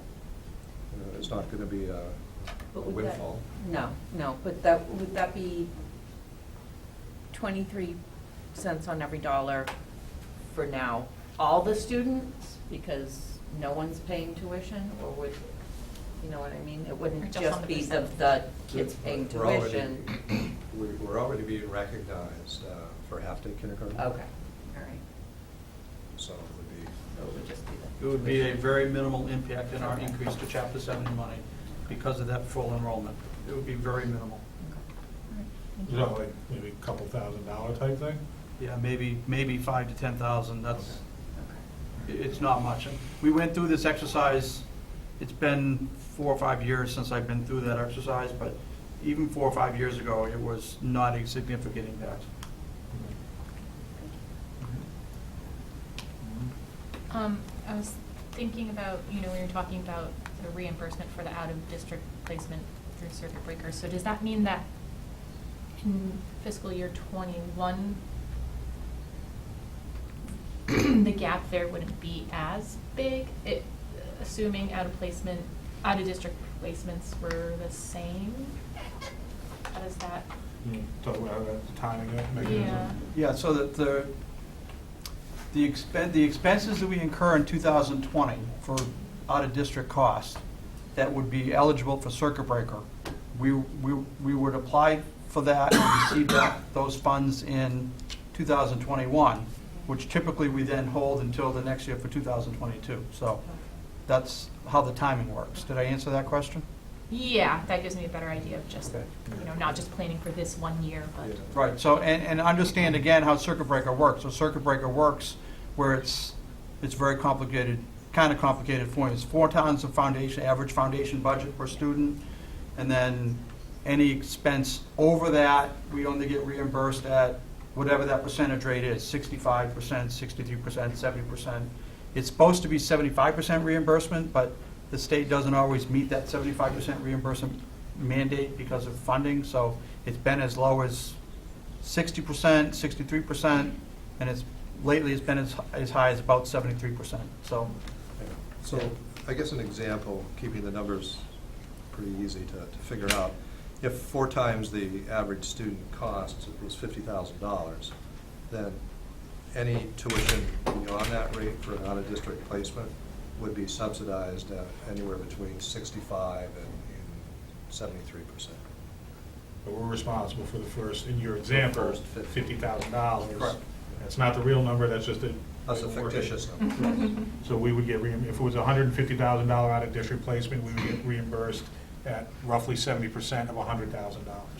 We'd still, as a district, be responsible for the first $50,000 without any reimbursement, Right. which is 4 times more than we typically are spending on the average student. And that's what, but really, it's kind of a convoluted thing, but that's the way to say it. But the thing that I find personally really frustrating about it is it's in arrears by 2 years, and the reimbursement rate fluctuates as the state legislature decides, well, sorry, guys, we just can't really give you all that because we're busy with our other priorities, and the amount of money you're spending on out-of-district placements for kids that require significant sped services, you're going to have to take care of yourself. That's the way they do it. You Right, know, it's- right. We've also been pushing the state on trying to include sped transportation costs as part of that circuit breaker, and that those transportation costs are not included in that calculation. And sometimes if it's a day placement, sometimes the transportation daily to and from some of these locations is actually more than the tuition. And you can see that reflected in our case transportation increase as well. So there's a lot of moving pieces to that. Okay, thank you. Anything else? All right. Actually, does the administration have any comments or thoughts before we open up to the floor? Well, I mean, we have been in this spot before in 2013, and it was a tough budget year, and a lot of the administrators at that front table were part of that process, and the second table as well. And it was a difficult situation. I mean, none of us in the room want to downsize, but there's only X number of dollars available for the town unless the town wants to consider an override. Most overrides throughout the state are unsuccessful, so it's not something you can count on. But we're hoping that, I mean, we've turned over every rock for a number of years, and in 2013 we turned over the last rock, so to speak. So we're hoping that we're going to get sufficient funding to cover most of that, and school choice is not going to stabilize. As our population of resident students increases, we're going to be taking in fewer school choice students. And as a result, that projected $450,000 is going to decrease. For example, this year in our senior class, we have 14 school choice students graduating. As you know, our kindergarten enrollment stabilized again this year, but it's increasing. And in order for us to remain cost neutral, we would have to take in 14 school choice students in kindergarten, which may not be possible. So that's something we really need to think about. And then if we look at the $450,000 right now, $250,000 of that is used for salaries, and another $150,000 is used to subsidize full-day kindergarten. It doesn't leave us a lot of money at the end. And with the impending needs of our district, with the increased diversity of our student population, our costs aren't going to go down. They're not going to level. They're going to continue to rise. All right, at this point, if there's any interested citizens that would like to chime in with their thoughts or comments. Just ask that you do use the microphone. You won't talk any louder than you normally do, but the television audience will be happy to hear from you. And we just need name and street. Thanks. Mike Prue, White Pine Drive. So I watched I'm here to advocate for the second SRO. I watched Chief Bernard's presentation to you guys last time he was here. I also went to the Board of Selectmen meeting where he presented. A couple of things stood out to me. One, first, was that Chief Bernard mentioned that 5 residents, including myself, went to him, and we met him here. And I think he said that we went in there and we were advocating for an armed security guard in the school. And my jaw hit the floor when I heard him say that, because I literally told him when we were in there, I said, that is precisely what we're not looking for. So I called him the next day, and we worked it out. But just rest assured, that's not what we're looking for. All the things that he mentioned in his presentation, all the good things that they do, we're just looking to double that. We're looking to get that program into the middle school and implement the good things that they do in the high school into the middle school. I think, getting to know those kids at the middle school would be very helpful to when they transition to the high school. The SRO program would already know a lot of those kids, a lot of their tendencies, good and bad. I think it would be a much easier transition in knowing the students that we're dealing with. The other thing I heard at that meeting was about research, and I think some of the research that was cited was national research.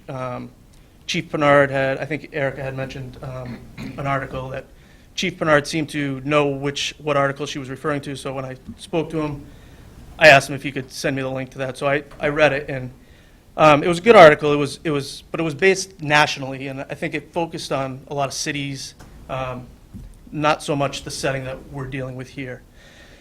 So I thought to myself, I said, I think the data we have is here with our administrators. I know Chief Bernard reached out to them. He shared some of their thoughts with us when we met him, and all the students we have here, the alumni. I think we've had this program for over 10 years now. So we've had a lot of students come through our school system and have gone through the schools with an SRO. So I actually have I have 4 younger brother-in-laws. Relatively young one just graduated a couple of years ago, and 7 years ago I coached the high school hockey team for 4 years. So I know a lot of kids who have gone through this program well. So I decided to reach out to some of them. Some of the ones that I thought would actually give me a response. About half of them responded, and I got some good responses. Most of them were a paragraph, a couple sentences in some respects, but I got one back it put my thoughts into perfect content. So if you'll indulge me, I'd like to read it. So it starts. The most substantial thing I can say about having an SRO in schools is it built a lifetime of understanding both with and of our law enforcement officers. Not only has having an SRO in our schools eased the minds of students should something bad happen, but they do far more to aid the mental health of all students. Chief Bernard was the SRO when I was a high schooler, and on many occasions I saw him take aside those who were acting out and those who were clearly struggling, not to deal out discipline, but to genuinely ask how they were and check in on them. I know a lot of classmates who liken this relationship to that of a school counselor, and it still carries meaning to this day for those people. Along with a more obvious motive of keeping children safe, should someone enter our school with a weapon, an SRO gives kids an outlet should they be in danger at home or see a fellow student in danger. As a young kid, before we had SROs in our schools, I would have been too scared to approach an officer if I felt scared in my home or knew of a friend who was. However, due to the careful choice of friendly and welcoming SROs, I would never have been scared to approach my resource officer should I have ever felt endangered. Additionally, we all know teenagers start to experiment and push boundaries in middle school and high school, and an SRO has played an important part at the Littleton High School for many years now in regards to boundaries, not in the role of a disciplinarian, but as an ally, watching out for kids with a unique look inside what happens within the school on a day-to-day basis. For myself and others, we often chose not to engage in certain risky behaviors, not because we were afraid of getting caught or yelled at or disciplined, but because we truly cared about our relationship with Chief Bernard and did not want to disappoint him or put him into a situation where he was obligated by duty to enforce the law upon us. To have a school resource officer is to give your children a resource for the rest of their life in Littleton, should they ever unfortunately be a victim or witness of a crime. This relationship with law enforcement will help them work through either experiences and keep them safer. This is something I was able to see firsthand from our SRO. Chief Bernard called me while I was in college on the day that my friend's father tragically died. He was not able to be there to tell my friend himself, so we wanted to make sure I or someone else could be there to support him and not leave him alone. He made absolute sure I was there with him before a state trooper came to his dorm room to talk to him. Chief Bernard arranged for both of us to get home and get whatever help we possibly need.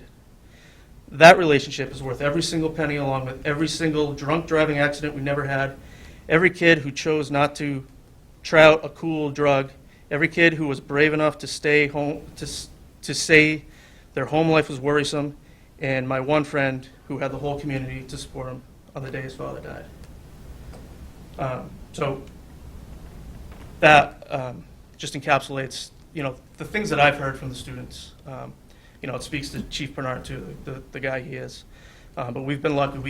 We've hired some really good SROs. I've known them all, except for I met Officer Janakos at the open house for the first time. He seems like a really good guy. I've heard great things about him. But that's the type of stuff. I think, there's students in our schools that, for whatever reason, may not want to bring their problems to a school counselor or a mental health professional. And I think, the SRO can fill those gaps And, you know, I think I think it's time that we bring that second SRO to the middle school. So, that's all I have. Thanks.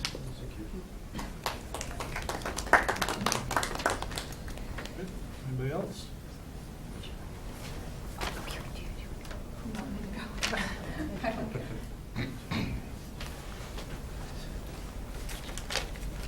Hi again, Maggie Buckley on Long Lake.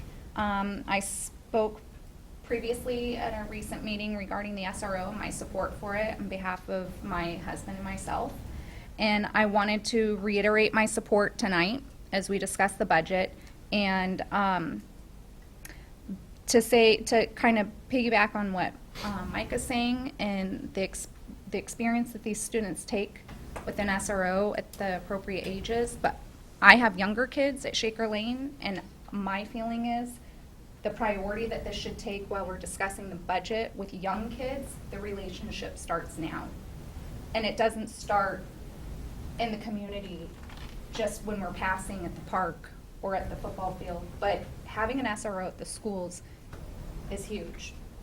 And it's not just about keeping our kids safe, which of course is the top priority. But young kids like my son in 2nd grade are facing a lot of pressure, more pressure than we ever faced as young children. And when Monday rolled around after a long weekend, and I'm sure this isn't just for Mrs. Kane, but I don't have kids in high school, so I'm sure you saw it too, but a long weekend's hard for anyone to jump back into Monday, and we had a little bit of a hard time.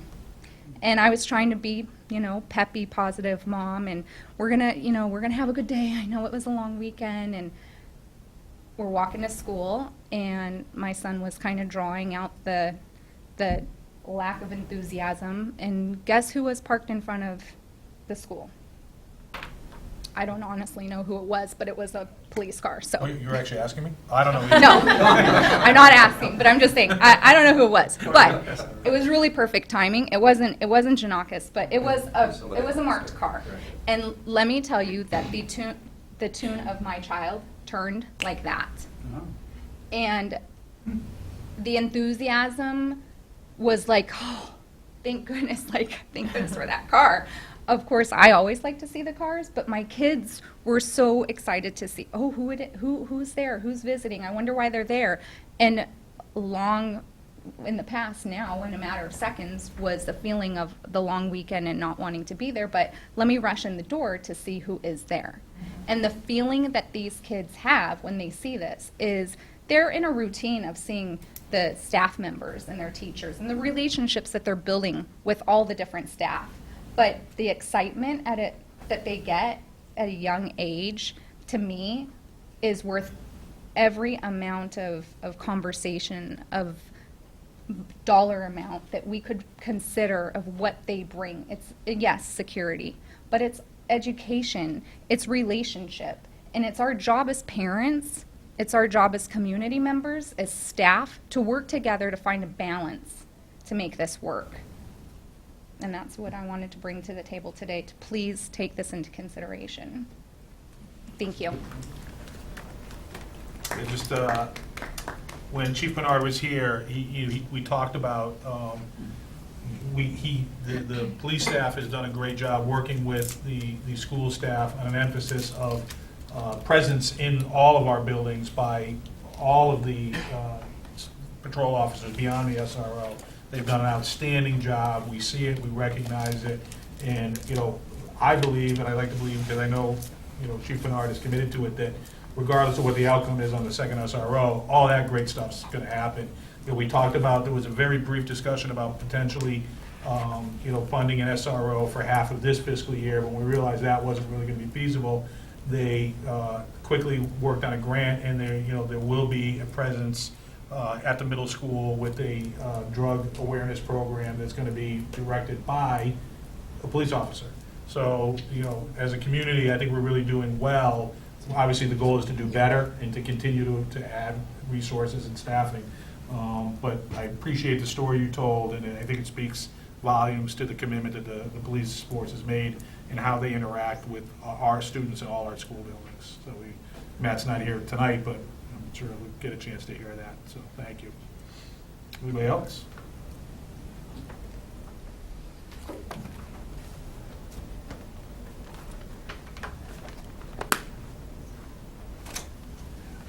Hi, Megan Rank, 6 Green Needles Road.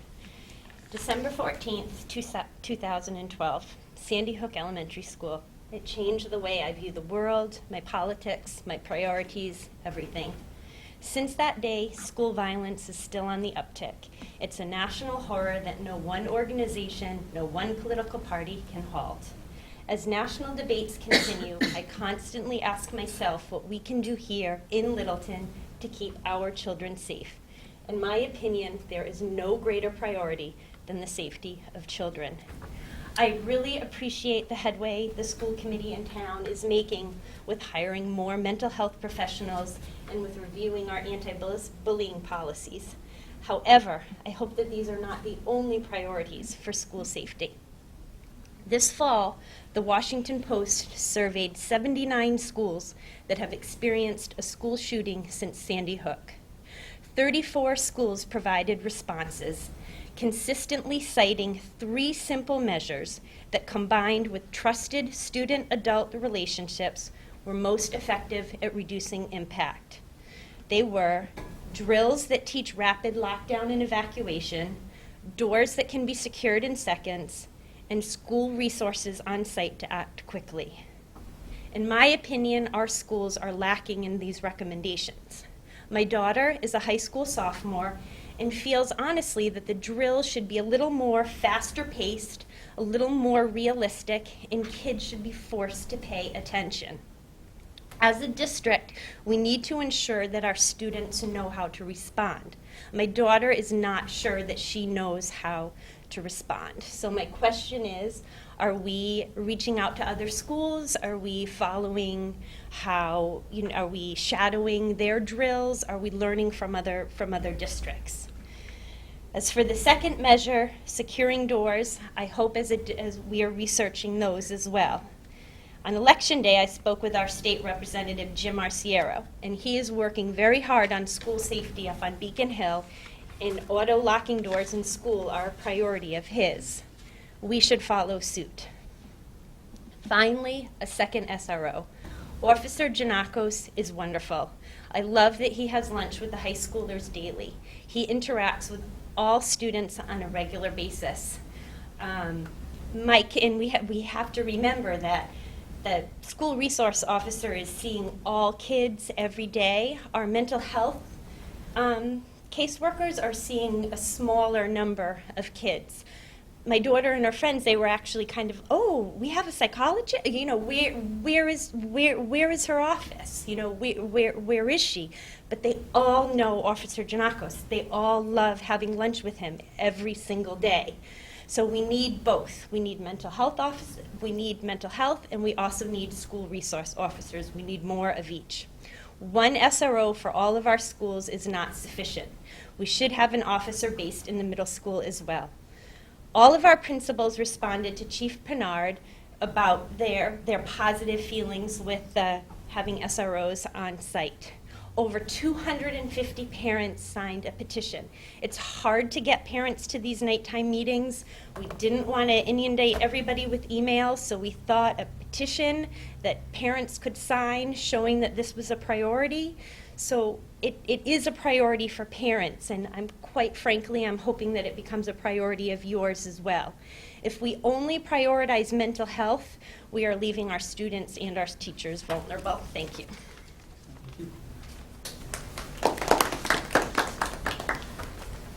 Anyone else? Okay.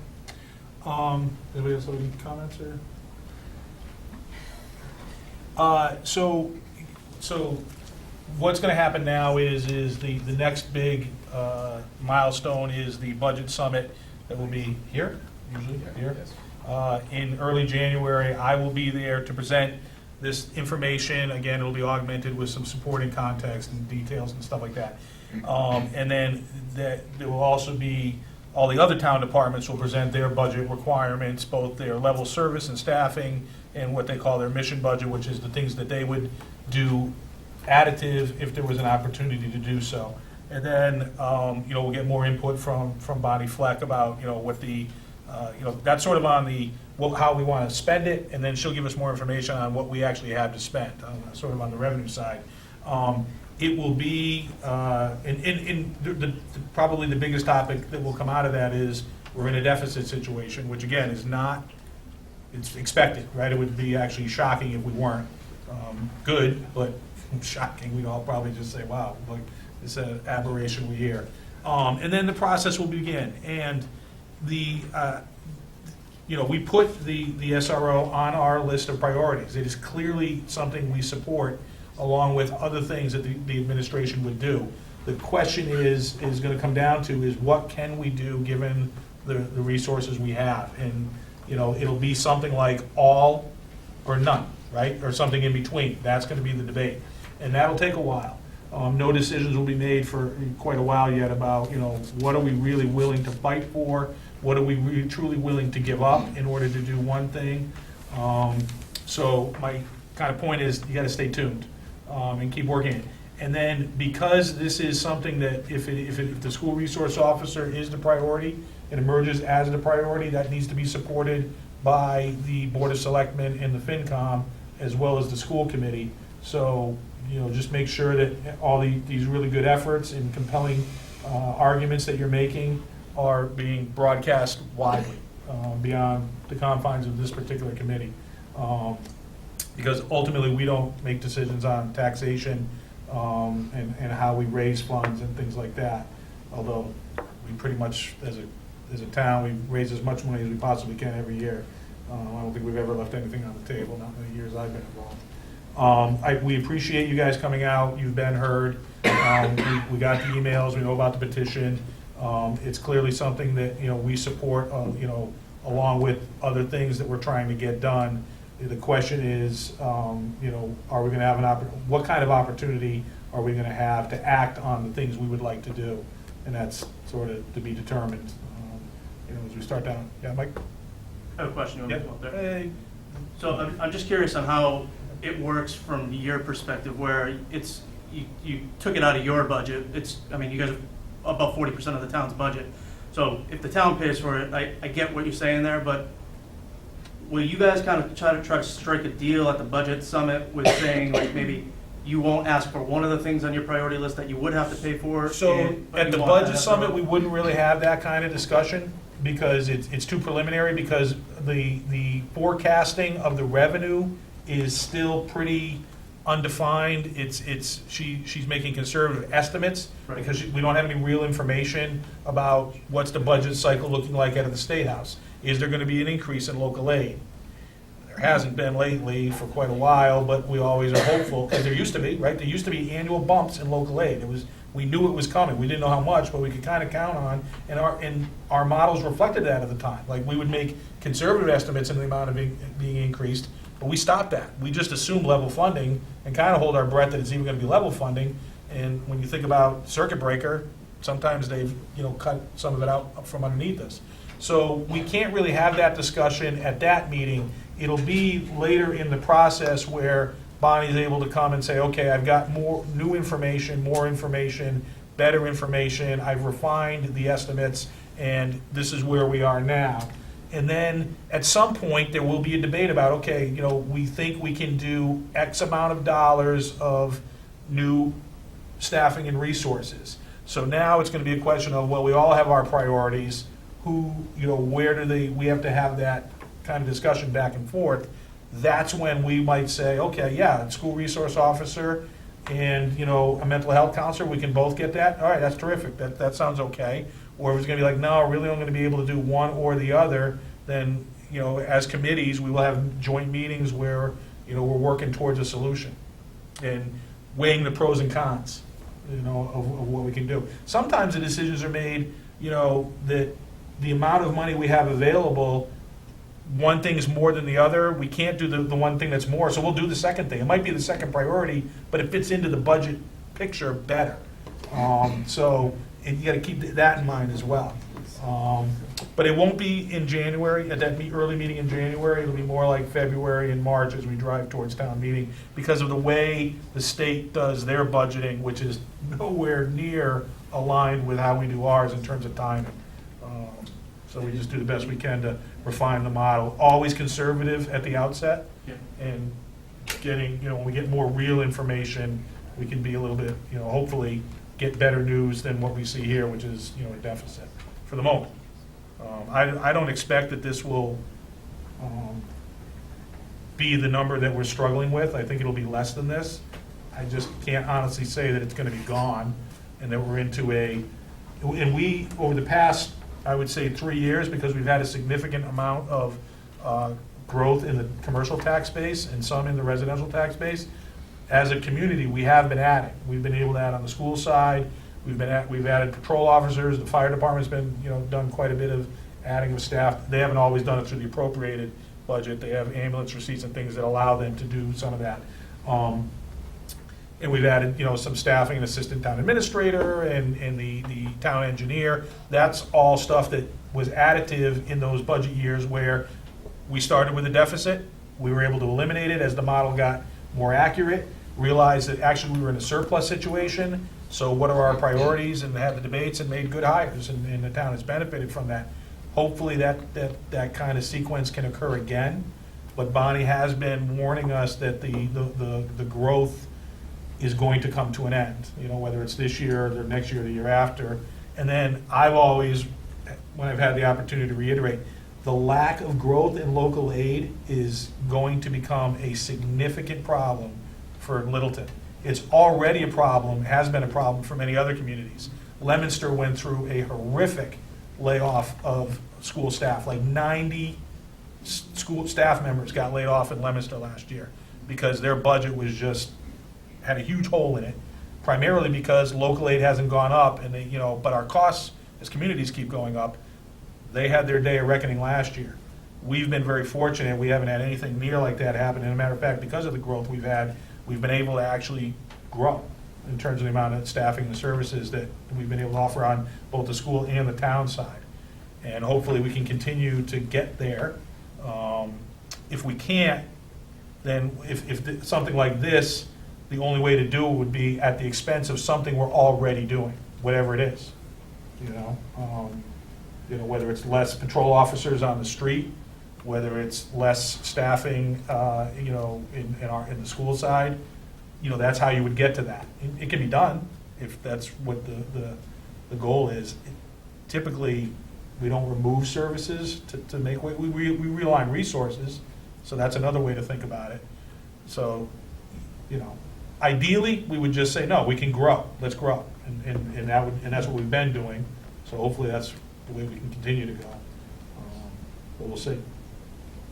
We'll see. Yep.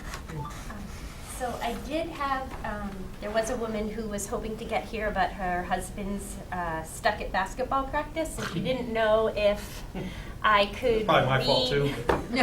She didn't know, she had said she had sent, should I come up there? Or? If you want to read something that she had, yes. Okay. It's quick. It's That's fine. I don't mind how long it is. I just want everybody to be able to hear it. I sort of mind, but So it's still early. We're good. We're good. So Rachel Blaine, mostly I'm just sickened that this is the world we are in right now, but if adding a second SRO offers even a slight reduction at risk, why is this even something that's debatable? Just short and to the point, but she said she wrote you an email, but she did want to get that point across that this is, why is it debatable? The only rejoinder I would make to that is that, it's debatable only in terms of how we debate always. There's a finite amount of resources available to do all the things we need to do as a town in a school district. That's just, the reality that we have to deal with when we get into the process. If we had unlimited resources, I don't think anybody would be debating that, a second SRO would be extremely beneficial and something worth doing. It is worth doing. It's just, is it worth doing it at what expense relative to other opportunities? And that's what we're charged with. We can't always just say, well, it's a great idea, let's just simply do it. It's like our charge is to make sure that it is the best idea relative to everything else we're trying to get done is really it, you know. And I think we can agree on things like that, but we're charged with going through a process. And just to add to that too, I just want to say that a lot is being done for the safety and security of your kids. So even stuff that you don't see, a lot is being done. And so it's not a matter of we're having a debate about, do we want, you know, a mental health professional and we're not going to do anything to keep kids safe. We're constantly doing things to keep the kids safe. And so there's lots that's being done. And I appreciate that, because there was one point I wanted to make, I almost forgot about it. So when we think about the priorities that we see on the, can you go back up to the additional services and staffing? The assistant principal, the mental health counselor, the additional school resource officer, I would argue that 3 of the 5 things that are listed there are clearly related to the safety and social and emotional well-being of our kids. Which one is going to be the most effective, we can have a debate about, but our emphasis as a school committee, I think you can see, I hope you see, is we're thinking about that. This is why this list is focused on that, much more focused on that than it has been in previous years. Other years it was things like, you know, teachers or a computer science curriculum, things like that. And I would even argue that the tuition-free full-day kindergarten, you could make an argument that that is going to go a long way towards helping us make sure that we have healthy, safe students, because it's going to, the theory is that we're going to get more kids enrolled in full-day kindergarten because there's no cost associated with it to the families, and they're going to benefit from being in the school all day and getting all of the great services relative to curriculum, but also towards, social and emotional learning and being introduced to, the resource officer or the police that come by to read a book or do whatever it is. So we clearly understand that social and emotional learning, physical safety of our children is something that we've been talking about a lot more than we had been because of the things you guys were citing relative to what's going on out in the world. And it will continue to be. And we'll hopefully be able to do everything that we want to do and make the best decisions to continue to improve the amount of safety we have for our kids. So, yep. Just on the topic of full-day kindergarten, what percentage of kids go full-day now while they're paying? Or when it was the original cost? What percentage? Of Yeah, the so overall of all the kindergartners, kindergartners. full day versus not full day. So we currently have 14 students that are strictly half-day. They are half-day, but then there is a myriad of programs they Different can pick. They could go full-day Monday, Tuesday, they could do full-day Monday, Wednesday, Friday. That is a huge breakdown. But we only have 14 true half-day kids at this time.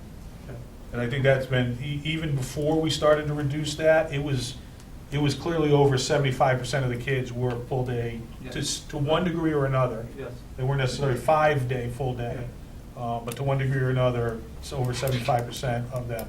So I don't think it's going to have a significant impact on the total number because we're in pretty good shape.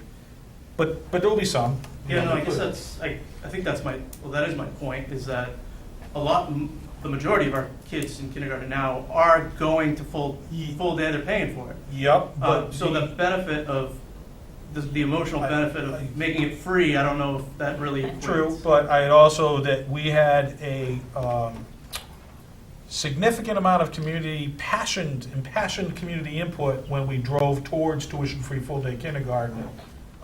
So we're definitely going to keep going and getting there. So. I watched last year's budget meeting where you and Jen were there for the school committee, and the two arguments you made was the significant input from the residents and that it benefits every kid. And I would argue that those two things are prevalent here as well. I would like to make one point. When we're talking about reducing tuition, the families it affects are the families that need help. Once we are allowing all students to attend kindergarten for free for full day, we are bringing in those lower income students who need our help. And it's really important. It's not just because those 14 students that can't attend we're trying to give them free school. No, they're the ones that we need to be focusing on. So it's very important to make sure we're thinking about all students, no matter their income level. And So those 14 families are, I mean, I don't know who they are. That's not my information. They're not all socioeconomically challenged.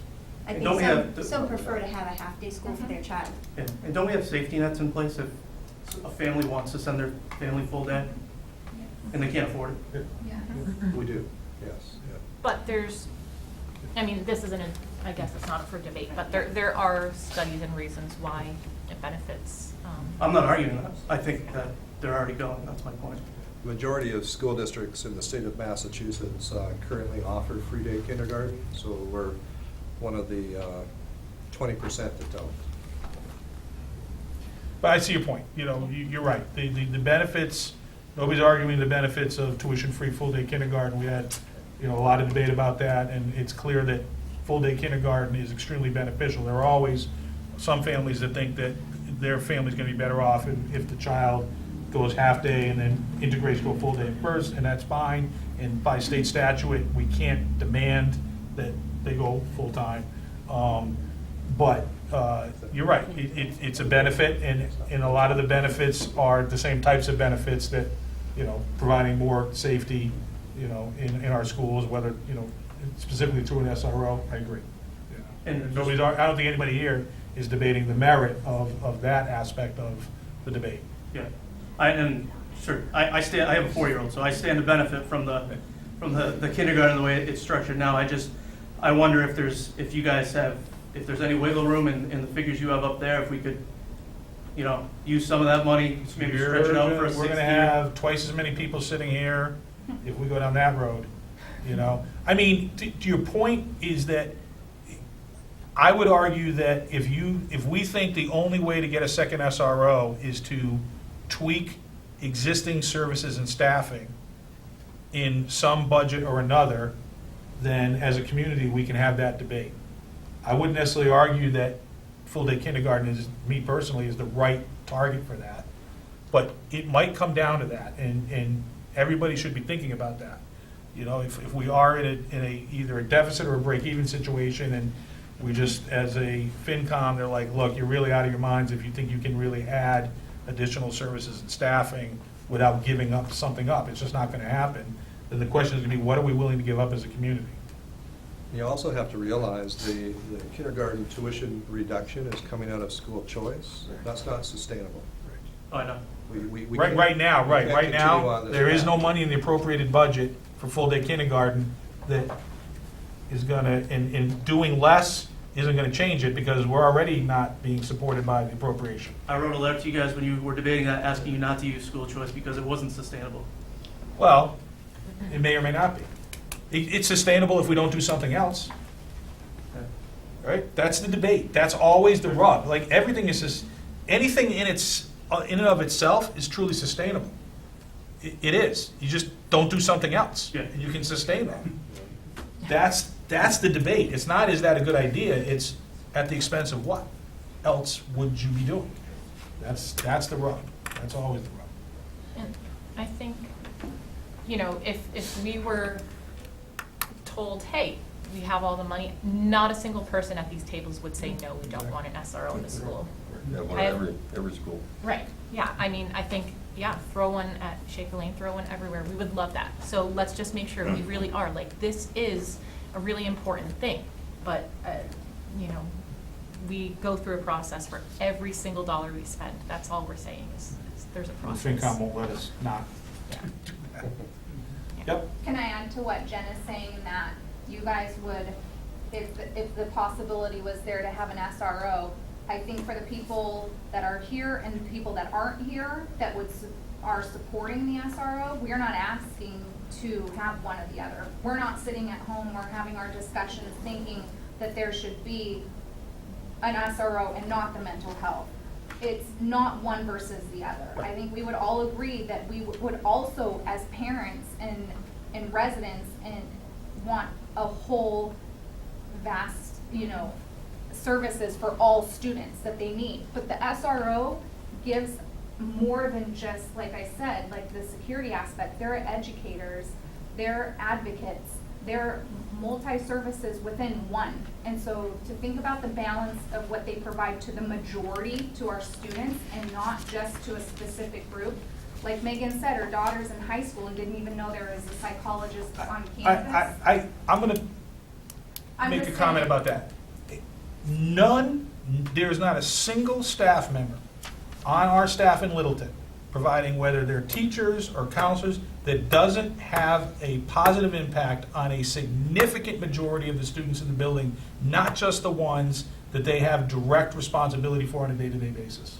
All my point is that the SRO, we're not suggesting that it's one versus the other No, I as appreciate that. well. Right, yep. We're, you know. Yep, appreciate that. All right. Sure we'll see you all again. I hope Yeah, so. and I just wanted to clarify that statement. It was just that they know, they see Officer That Giannakos is by every day. design, that position is Yes, designed to they- be they a visible. see him. Truly, that is true. They were not. That is true. That That is I'm absolutely not, we need them, it is Yeah. painfully evident by the Right. news cycle that we are all living, that we need mental health and we need SROs. Yep, So I just want I to agree. make sure that Yep. there's no, Yep. that was cleared up. He is just very visible. Yep, by design, specifically by design. Yes, That's the whole, kind of the whole idea. yes. All right? Thank you. Thank you. All right, any other business that we need to discuss? I'll entertain a motion to adjourn. Make a motion to adjourn. Motion made and seconded, all those in favor? Aye. Thank you.